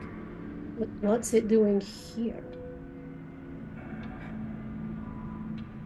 I don't know. Maybe it's some kind of anchor for whatever we just witnessed. That phantom play. I'm gonna touch it. Is everyone okay if I touch it? I'm imagining we're kind of just passing it down the line. Oh, okay, yeah, okay. You Are you sure you want to touch it, Kiri? I mean, you touch it first. It feels like cloth. Here, Gav, give me the light again. Is it transparent? I'm just gonna angle my body here. What's on the what's on the opposite side of it? I think that on the opposite side of it, blank canvas. And it's kind of like Canvas. I can kind of see through, like light pierces it like it would, a woven object. Yeah, you can clearly see the light of Gabrielle's halo passing through it. All right, Kier, here you go. I think Kiri takes it. Okay. Does Sophanox react at all? I think that Sophanox kind of takes this in and is kind of looking and studying as though kind of hopping down your shoulder to try to get a closer look.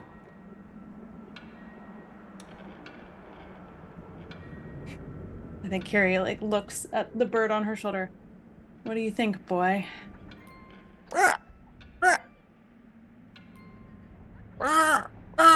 You realize it's kind of a mournful call.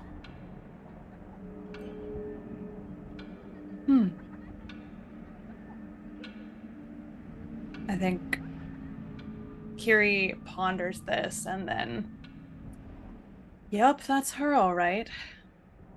She makes everyone feel that way. Don't worry, it's not just you. And pocket it for now.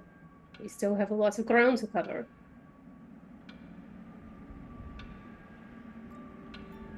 Reese takes both your hands again and says, Kiri, don't let Oakrest let go. I think Kiri casts you a withering look, as though I could keep their hand and they didn't want me to, if I tried. I don't know, maybe make them feel sad about it. I can hear you.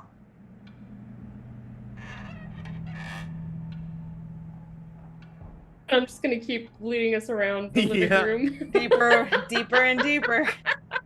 Deeper and deeper. Way, way down. Okay.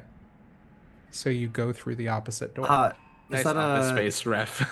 down to Hades Town? Zachary? Way down. You wish All the it way was down? that cheerful. Deeper and deeper. Way, way down. Title of my sex tape. Okay.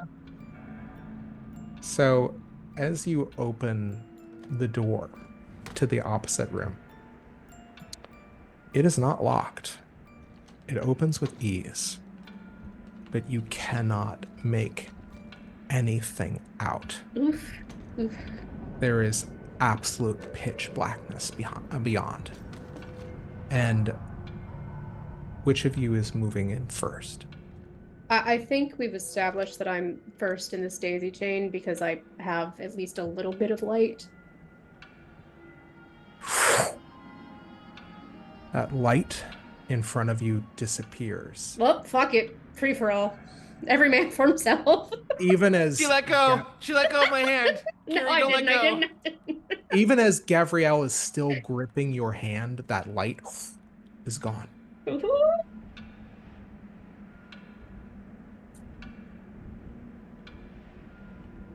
Well, it was nice while What it does lasted. Maurice hear? Nothing. You can't even hear the sound of Gabrielle's feet. Maurice calls out, hello? Gabrielle, hear that? you hear nothing. Can I feel Maurice's hand in mine? You do. You Okay. feel his hand. So Maree she'll just- squeezes. Yeah, same. Okay. We're good there? We feel the squeeze? You do. Can Maurice attempt? Okay, here's what's going to happen. He's going to use his Testament of Sons, which he has not used since it got totally infected. Mhm. And he's going to try that tried and true weave that he's always done, called It's Your Friend Maurice, Okay. to have an extended mental conversation with Gav, Twig, and, or not Twig in this instance, Gavin, Curie, and Okris. Okay. You cast this from the Testament. What is your prevailing thought? What is the first thing you think to them? Um, it's okay. We're still together. We can talk like this. Good. I will say, when you think that thought, it replicates. It's okay. We're still together. We can handle this. And Gabrielle, your own sensation, your own senses become overwhelmed as you Well- hear Maurice's voice, or is it your own in your mind? It's okay. We're all together. Kiri, Okris, it's okay. We're all together. We're all together in this house. You cannot tell where Maurice's thought begins and yours end, and vice versa. This is the curse of the Nightside Green Warden.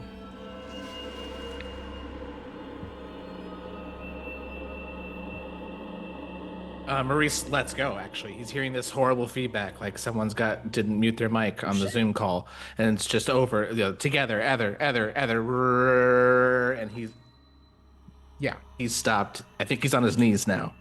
Okay. Have you let go of your friends? I've let go of my friends, but the telepathy is not based on touch. Okay. I will say, all of you kind of hear that feedback, and you instinctually know where each other are. I think by virtue of this telepathic connection, you are still the same relative distance from where you are from each other, but you know that Maurice has let go of your hands. What do you do?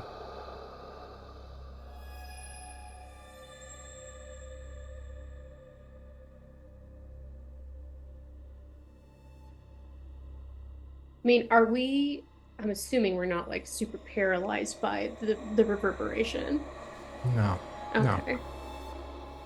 I will say, superficially, Are any of you thinking anything and not being careful?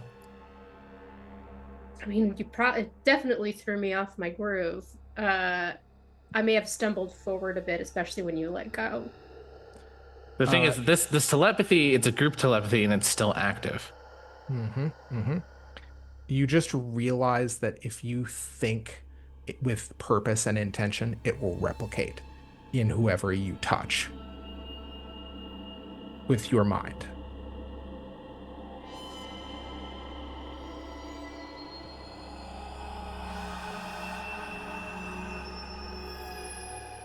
I mean, if we're asking like what her immediate thoughts are, then it's Yeah. literally just like, oh my God, shut up, stop. As you stumble forward, Gav, you're a trained soldier. You maintain your balance, and you stumble forward a few feet, and you are surrounded by pitch blackness. Anybody who is outside of the darkness, you cannot hear.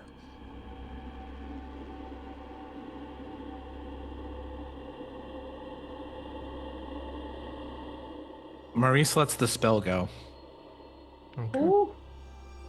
I think Curie's gonna try something. She's already got a sense that the rules seem different in this place because of the way the current was muted because of what she sensed about just like the distortion. And I think that like distorted effect of Maurice's kind of group spell sort of reinforced that hypothesis. And like any good scholar, I think her next instinct is to test that hypothesis. So she's gonna play by dream logic a little here and see what happens. She's going to use a spell called Vanish from Sight. It's level 6 with a flourish, and if I choose a puff of smoke approximately equal in size to me, I disappear, becoming invisible. Okay. You become invisible. More invisible than you already are. And nothing else happens. I'm just equally more invisible. Equally more invisible.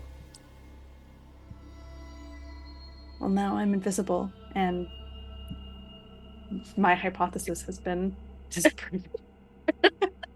That's why we test our hypotheses, friends. Welcome to my funhouse dungeon. Oh boy. Maurice is crawling forward on hands and knees, kind of feeling out for something to maybe help himself up. Okay, absolutely. I think that crawling forward, you will easily find Gabrielle. If you are standing still, you will find her legs. Okay. I goose you a little bit, and I try to say I'm sorry, but you can't hear me. And I stand up. And turning around, do I see the light from the doorway of where we just came, or is it just pure pitch black now that I've kind of fully entered this room? Pure pitch black. Okay. Maurice is box breathing. Okay. Yeah, I feel like Gav is probably aware it's you, Maurice. Just with the way you're like fumbling to try to get back, like hold it doesn't. You don't feel like a threat. And we all know that we all let go. So I'll put my hand back in yours, and all I'm going to try to do is look for a way out of this pitch black room. And if that means like feeling for the walls, I'm just going to start moving because standing still isn't going to help us. And unfortunately, I don't have any particular magic or forte abilities to combat the pitch black dark. I'll reach out for Kiri. Kiri, does that spell make you incorporeal or no? No, it just makes me invisible. Okay, So I'm exactly where I was. Reaching out. Really good question to figure out how you can tell you're invisible right now. But yeah, I think maybe I'll find Kiri with that, and then we can see that at least part of this daisy chain is starting to move. Is the darkness the absence of light, or is it something else? You get the sense that there will never be any light in this room. That implies that there's something here. Darkness is the default. And if something's preventing light from occurring, that means there's something here that's stopping it from happening. Absolutely. Take a hidden knowledge. Do I know of anything that may have been that does something like this? Something that eats light or has the ability to deny it? The dark.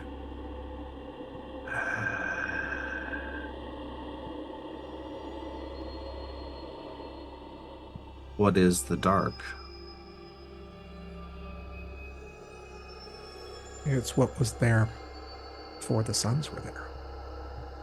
It'll be there after they're snuffed out. Yeah, it's the default, but everything can end, everything can change. I have a question. You may ask. Well, no, actually, because Gav wouldn't know this. Only Opus knows it. Never mind. We'll have to come back. Okay. So, do you continue forward? I mean, I am, yes. What's happening to the light from Gabrielle's chest? It's just not visible. you do not see Gabrielle's halo. Does it go out? Did it go out when she entered the room? Yes. Did it go out when she was entering the room? As soon as her torso was inside the threshold of the room, it disappeared.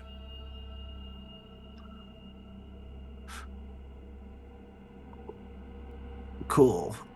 What happens if my armor touches the darkness? You can still feel it surrounding and permeating your form. It has not changed. It has not left you.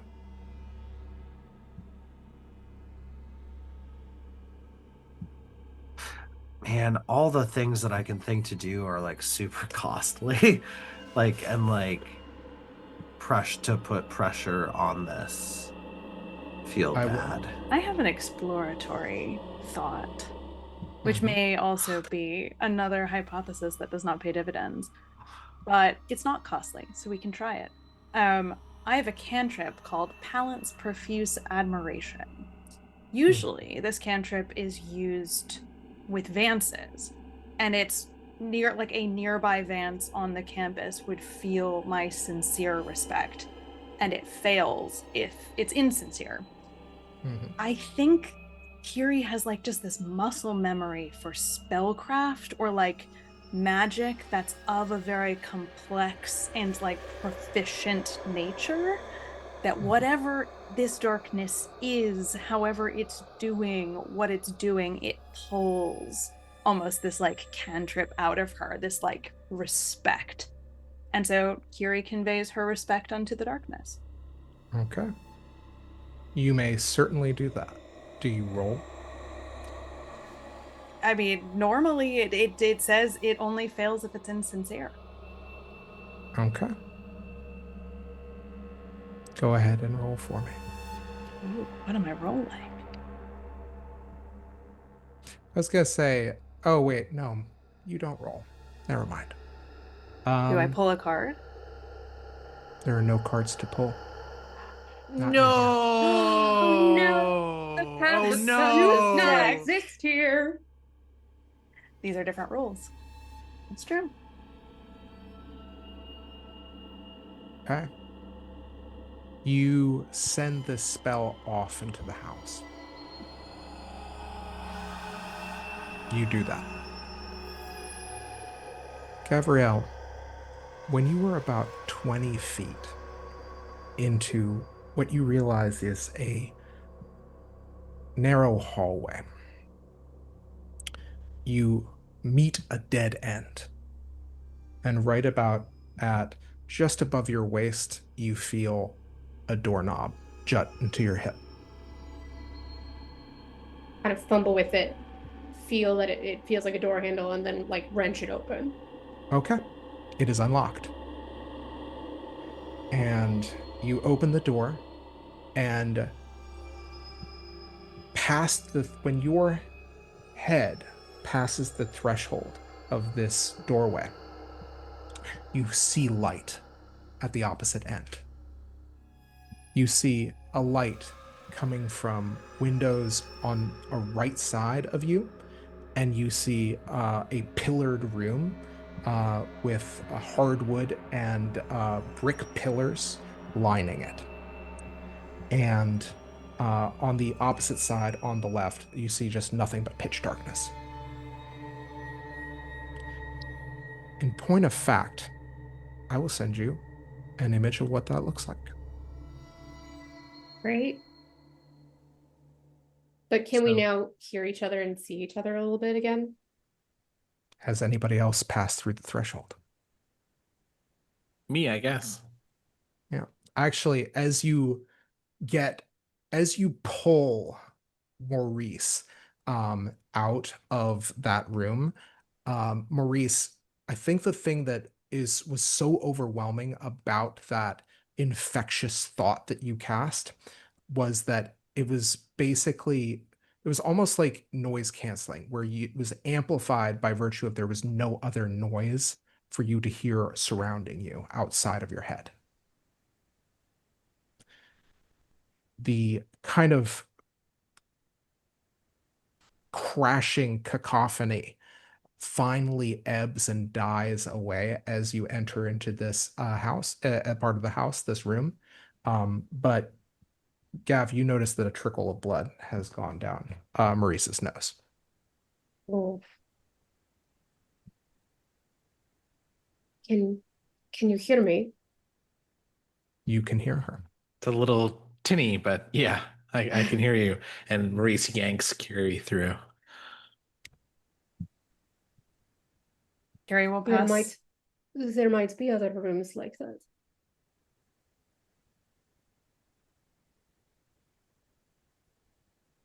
Do we pull Oakress in as well? Are all of you going in, or do you resist? I mean, Carrie will, I think, feel the pressure on her hand of being pulled forward, and she will go forward. And we'll do the same to Oakress, but Oakress may choose whatever Oakress will. Yeah, I think at this point,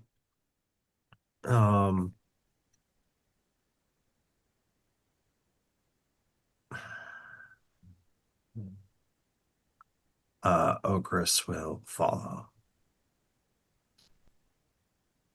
Are all of you still holding hands in this vast room? Oh, No. oh, Oakress, you've separated? Okay. Are all of you walking together? yeah, I think so. It's strange as you look at this place. The windows should not be radiating dim moonlight, twilight style radiance into this room, and yet they do, because on the opposite side of the glass is nothing but pure blackness, Vanta black. And on the opposite side, more darkness, but still there is a kind of light that is radiating out from those windows. Carrie And will it's- pipe up, I think. She'll say, I think I've heard about something like this. There's this deep sea fish. They had just discovered one when I was in the gray. It lives in pitch black, darkest ocean. And all it has is this little faux light. Not real, and used to lure its prey. Or so the scientists at the Royal College of London thought. I think we best be careful.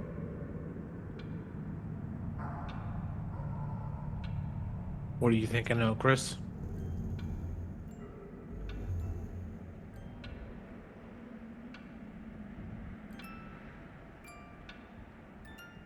The absence of the current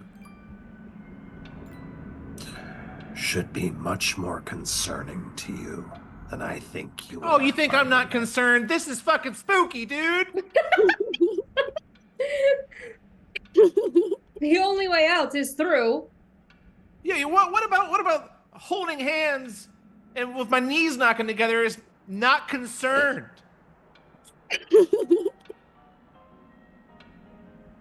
Wait, The current is not present. do you hear that? Someone's laughing. I didn't hear it.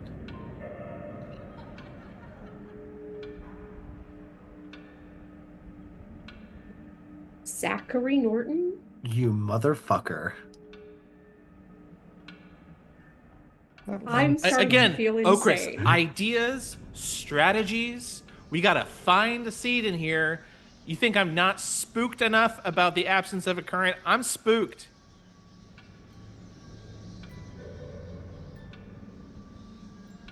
You're in a house. It has physical limitations that are either real or not. Oh, this place is very real and it is alive. Is it? Yes, definitively I'm- so.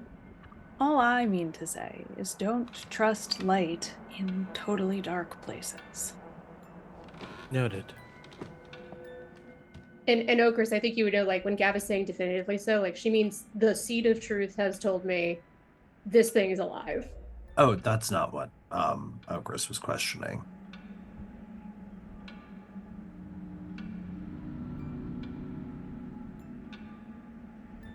We still need to find the seed of truth. And it's here. So we can't just walk away. The house is talking.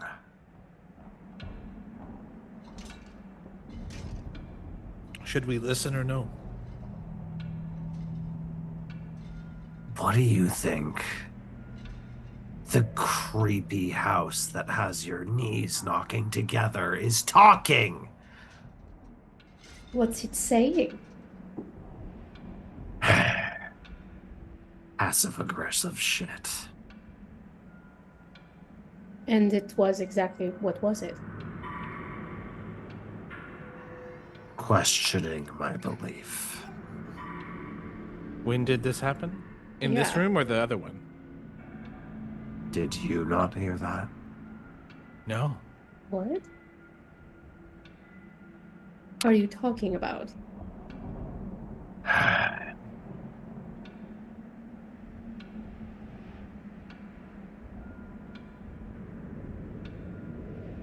It played with our perceptions of the space before. It is going to continue to do so. Kiri may have a point. I'm glad you caught up to the conversation. What did you hear that we didn't? Yeah. I just told you it asked me if I believed my convictions about the house. The What are house asked you if you believed the house. Okay. Okay. What are your convictions about the house? Yeah. The house isn't real. What does that get us? Yes, the seed is still here, whether this is what we would call real or not. We're here on a mission.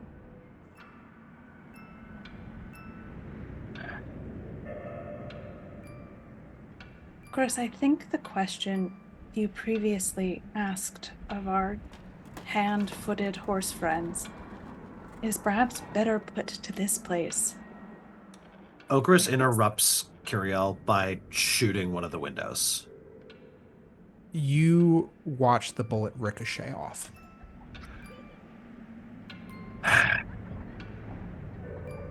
None of you are getting whispers in your mind. Not yet. I'm sure that'll probably happen to all of us the longer we stay here and debate if the house is real. Is the house telling you what it wants? No, I told you it is being passive-aggressive. It thinks Okay. it can hurt me by bringing up the past. Okay, And this it's is wrong. all right. Maybe you could repeat the things that it's saying. Or just let us know when it tries to talk to you again. That too. That it speak the language of the Vizsla? That's actually a great question, Zach. Are we in deep speech territory? Because Abyssal, baby. I'm not Vizsla, so I don't know what the internal dialogue is. Okay. So how are you going to test this? I don't fucking know. Well, what do you do in response to this thought? Think real hard. Fuck you, fuck you, fuck you. I guess. I mean, mechanically, Yeah. you could roll a house die Ooh. to I help like I that. roll a to help you say fuck you to the house. You absolutely could. Can I tell the house to get fucked? You may Magically? How would You you may do s- that? You may I like certainly that- do that. Hypothetically. I really enjoy that Kiri conveyed her deep respect for the darkness, and Okris is on the complete opposite So side. anyway, I started shooting. I'm really enjoying that the entire premise of the Darkest House is reminding me of the D&D gazebo meme, and that like we all have to go through the freaking gazebo. It's a house. What's it doing? Standing there. It's dark. Oh my god, it's a dark house. Absolutely Yeah, it's a unacceptable. dark house and it's there, and you're moving through a dark hallway. Oh my god, A hallway. As if in response to your query, Okris, you just hear sound of a ticking. Seems to be coming from a small, short distance ahead of you under one of the pillars. Under one of the pillars? Mm-hmm. Fine. This is Can all any of us you hear this? Or hear. yeah. Can any of you hear the ticking, or is that just me as well? That's just you. Oh man, this I house would like hates to- you. I would like to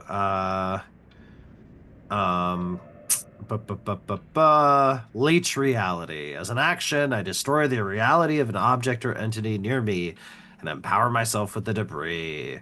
I inflict damage equal to the level of this ability and immediately heal a number of injuries or gain physicality benes equal to the level of this ability divided however I choose.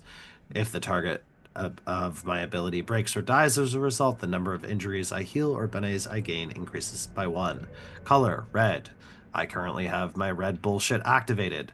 This is a minimum of 1, 2, 3, 4, 5, 6, 7 damage. All Is right. that enough to destroy the pillar, or should I juice it? You may certainly Try. Yeah, Oh boy. I can try. Cool, thanks. So, do me a favor. Roll the dice, but make sure you roll house dice equivalent to all of the dice you roll. Cool. Fuck, I don't actually have identical D10s, so we are going to... They don't have to be identical. That's the big thing. No, I understand. But I just need to make sure I know which ones are house dice and which aren't.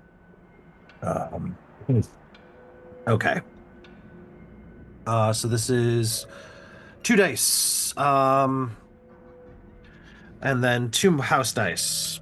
Cool. Great. Love that. You want to spend a sortilege so you have to roll more dice? Yeah, Bill, that's a great idea. I would love to do I heard that. you like dice. And mechanically, if I put Benny into this, will that also juice the house dice or no? It'll sure do something. It won't juice the house dice. We just did that when I did the perception roll and I did the Bene. It only juiced my regular dice. Okay, cool. I'll toss 2 extra, in this case, physicality into this. Okay. So All right. I'm spending a total of 5. Oh my gosh. This is how Okris and Quig get eaten by a house. Well, The gang gets maybe- out of the house. It's always dark in the So- darkest house. okay. All right. How'd This you do? isn't great. And by not great, I mean technically. Oh boy. Here's a question. Does the house dice count as higher if the regular dice is 0? Ooh. Yes. So what happens if both regular dice are 0 and both house dice are higher? Are you destroyed? Emotionally? Probably. What was the one rule we said when we were starting this particular game? Don't die in the darkest house. And you buffed it. I fucking buffed it. I'm Episode supposed to be 1, the you buffed indestructible one. No. beefed it. So I will tell you what happens is No. the effect. I don't want to know what happens. I want to go to bed. The effect carries, something happens. The pillar you reflexively destroy is destroyed. But you feel a pressure as though something leaning over you, its claws digging into your shoulders as it watches, and you see a hole that's blown out of the wood into the floor. And underneath this hole, in the depth of it, you see the source of the ticking, which it is a replica of the bell tower, the clock tower of the church in the Battle of Upper Taverswood. Oh my god, how passive aggressive is this fucking house? I kind of love We've it. been walking in the same room for hours. Wait, was that hole there before? title of my sex tape. On the clock face, you realize that there is room for 13 hours. Oh, fuck. This is going to be relevant to my stupid armor, isn't it?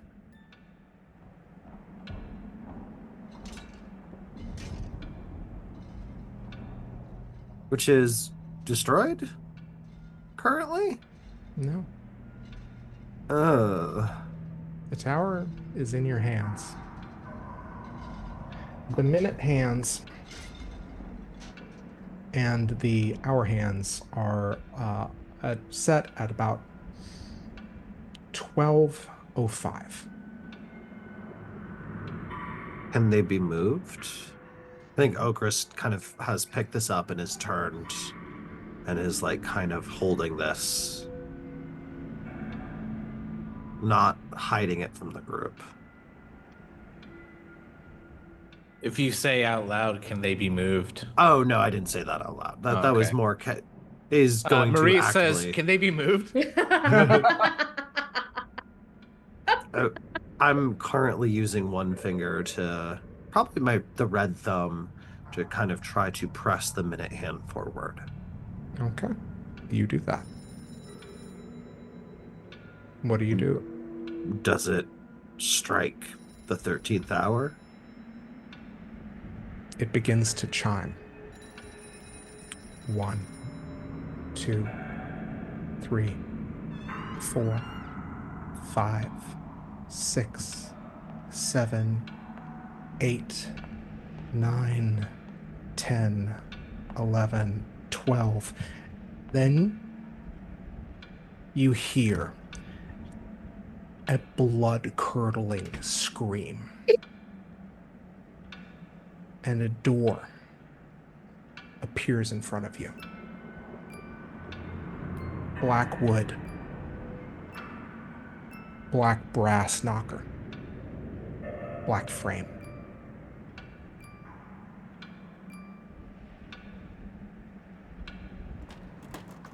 Shall we? And it's on that note.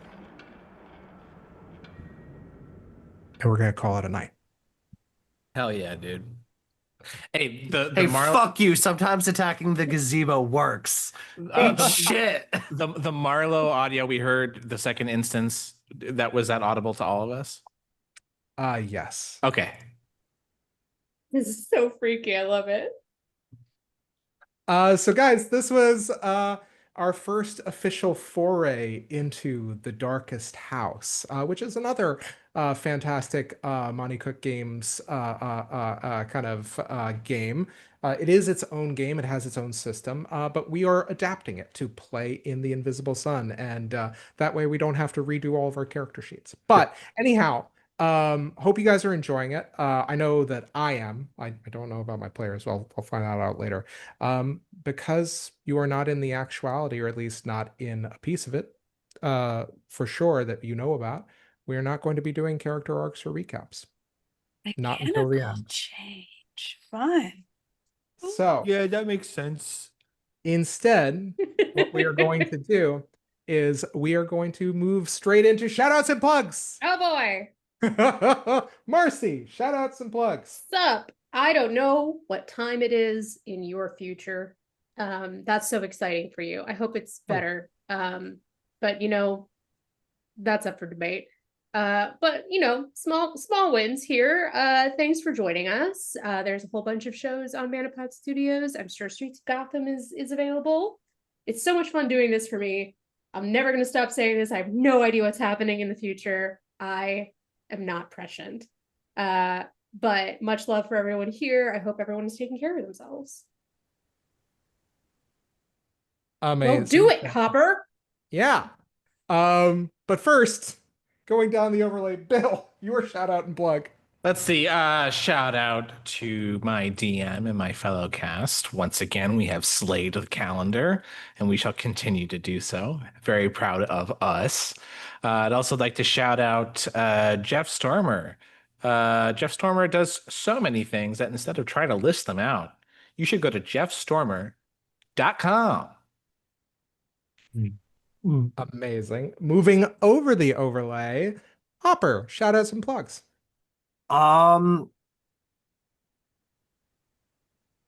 No. Yeah, no.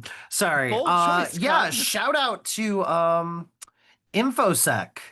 Uh I'm gonna plug turnoffyourphone.org, which has some really handy guides for super basic InfoSec. Um, I think, is it possible that we can put that in the show notes, Zach? I can definitely put it into the YouTube description for sure. Yeah, that'd be sick as hell. That's my shout out. Do that. And And my plug's a restaurant in Brooklyn, actually, mostly because I really want to go back. But shout out to IOT. Really solid palace. Hell Well, it's yeah. actually all Mhm. over New York. There's a bunch of them. If you're in New York City You or gotta you want to visit New go. York City, you gotta They're real go. good. They're real good. They're so fucking good. It's so good. The ethics are fucking on point too. Huge good food. Fuck yeah. We love politically conscious businesses that don't kowtow to you know, all the previously mentioned authoritarian We overreach and we fascism. we love social justice foodies on this channel. excellent. Yeah, shout out to social justice foodie. I have all day, every day. I love it. But I it. That's all I got. but yeah, check that out. You'll see it in the show notes. Marissa, shout outs and plugs. Yeah. Speaking of social justice foodies, I will plug one of my clients, Jenny Dorsey, who is a chef who writes about social justice and food. So if you haven't seen her cool like TikTok videos, you definitely should check them out. And she's currently doing her Fulbright in Singapore, working on like street food and like how that resists like an overarching overreach for like food, like sovereignty issues in terms of like making sure like the cultural cuisine is preserved and stuff. So she's doing great work. Check her out. In terms of, let's see, shout outs. It will probably be not the case when this is being viewed, but at the time it's being filmed, and it's always a good idea to remember, we are on the precipice of Banned Books Week, which is, as your fantasy librarian, I am here to tell you the American Library Association, as long as it continues to exist, puts on this week-long event that is about highlighting attempts to censor books in libraries and schools and directly like marshaling support for not that. So as the reach of authoritarianism continues its slow and somewhat accelerating crawl forward, here is your friendly reminder not to let the people you love censor things, and also not to accept censorship and to fight for the dissemination and widespread of ideas. And in terms of a plug, then I will jump over to plug a book that's actually very cool, which is not banned, but it also shouldn't be. One of my colleagues is, his client is publishing a book called How to Build a Haunted House, which feels very appropriate for this particular part of the game. It's a cultural history of like what makes a house haunted and why do some buildings conjure up reputations for being really creepy. Is it also like a goes... step-by-step guide about how to make any house that you might purchase or live in mildly haunted? I'm asking for a friend. I mean, I think the goal of looking, at examples from medieval Scotland and Enlightenment era London and Victorian suburbs is to draw parallels that will just teach you about how to haunt a house as well. I'll as haunt your why house other for houses free. are haunted. I won't, you will pay me. Find me on the socials. I'll haunt your house for free. Anyway, If you're good at something, never do it for free. I have seen a Yeah, proof. I'm of doing this it for the book. love of the game. It's real good, y'all. Caitlin Blackwell Baines. It's a really good book. Check it out. Yeah. I love it. Speaking of fun books, so I actually have a couple of shout outs and plugs. Well, namely, the first big shout out is big shout out to Andrew Krug, who is that mysterious voice that you guys are hearing in the that doesn't seem to belong to a player in this episode. the fun part is that I've been doing some more secret stuff with him, and you're going to hear some more of that, hopefully, depending on So whether or not sneaky. I'm my gonna player bite him next characters time I see him. survive. Bill's gonna have to hold me we have back. incentive to do to 100% this house to get all the DLC. So, fun fact, uh, Andrew is part of a fantastic cast of voice actors and performers that are collectively known for their podcast Encounter Party, which has several, I think 3 podcast seasons and a full TV season that was done officially through D&D. You should check that out because they're all incredibly talented. Ned Donovan, who is also a big friend of the show, produced that.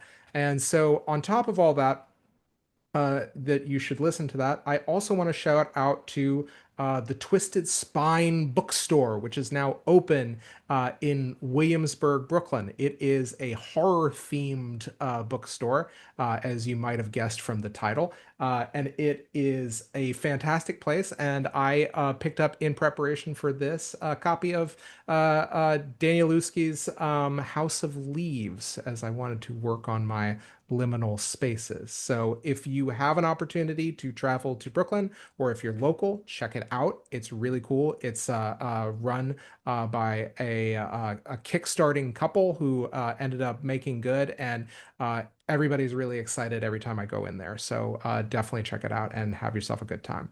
In the meantime, I think that I am going to try to prepare more mutual aid and support kind of organizations that I can list out as part of the show notes. One of the things that came to mind is just anything that would support free speech and First Amendment rights is really important.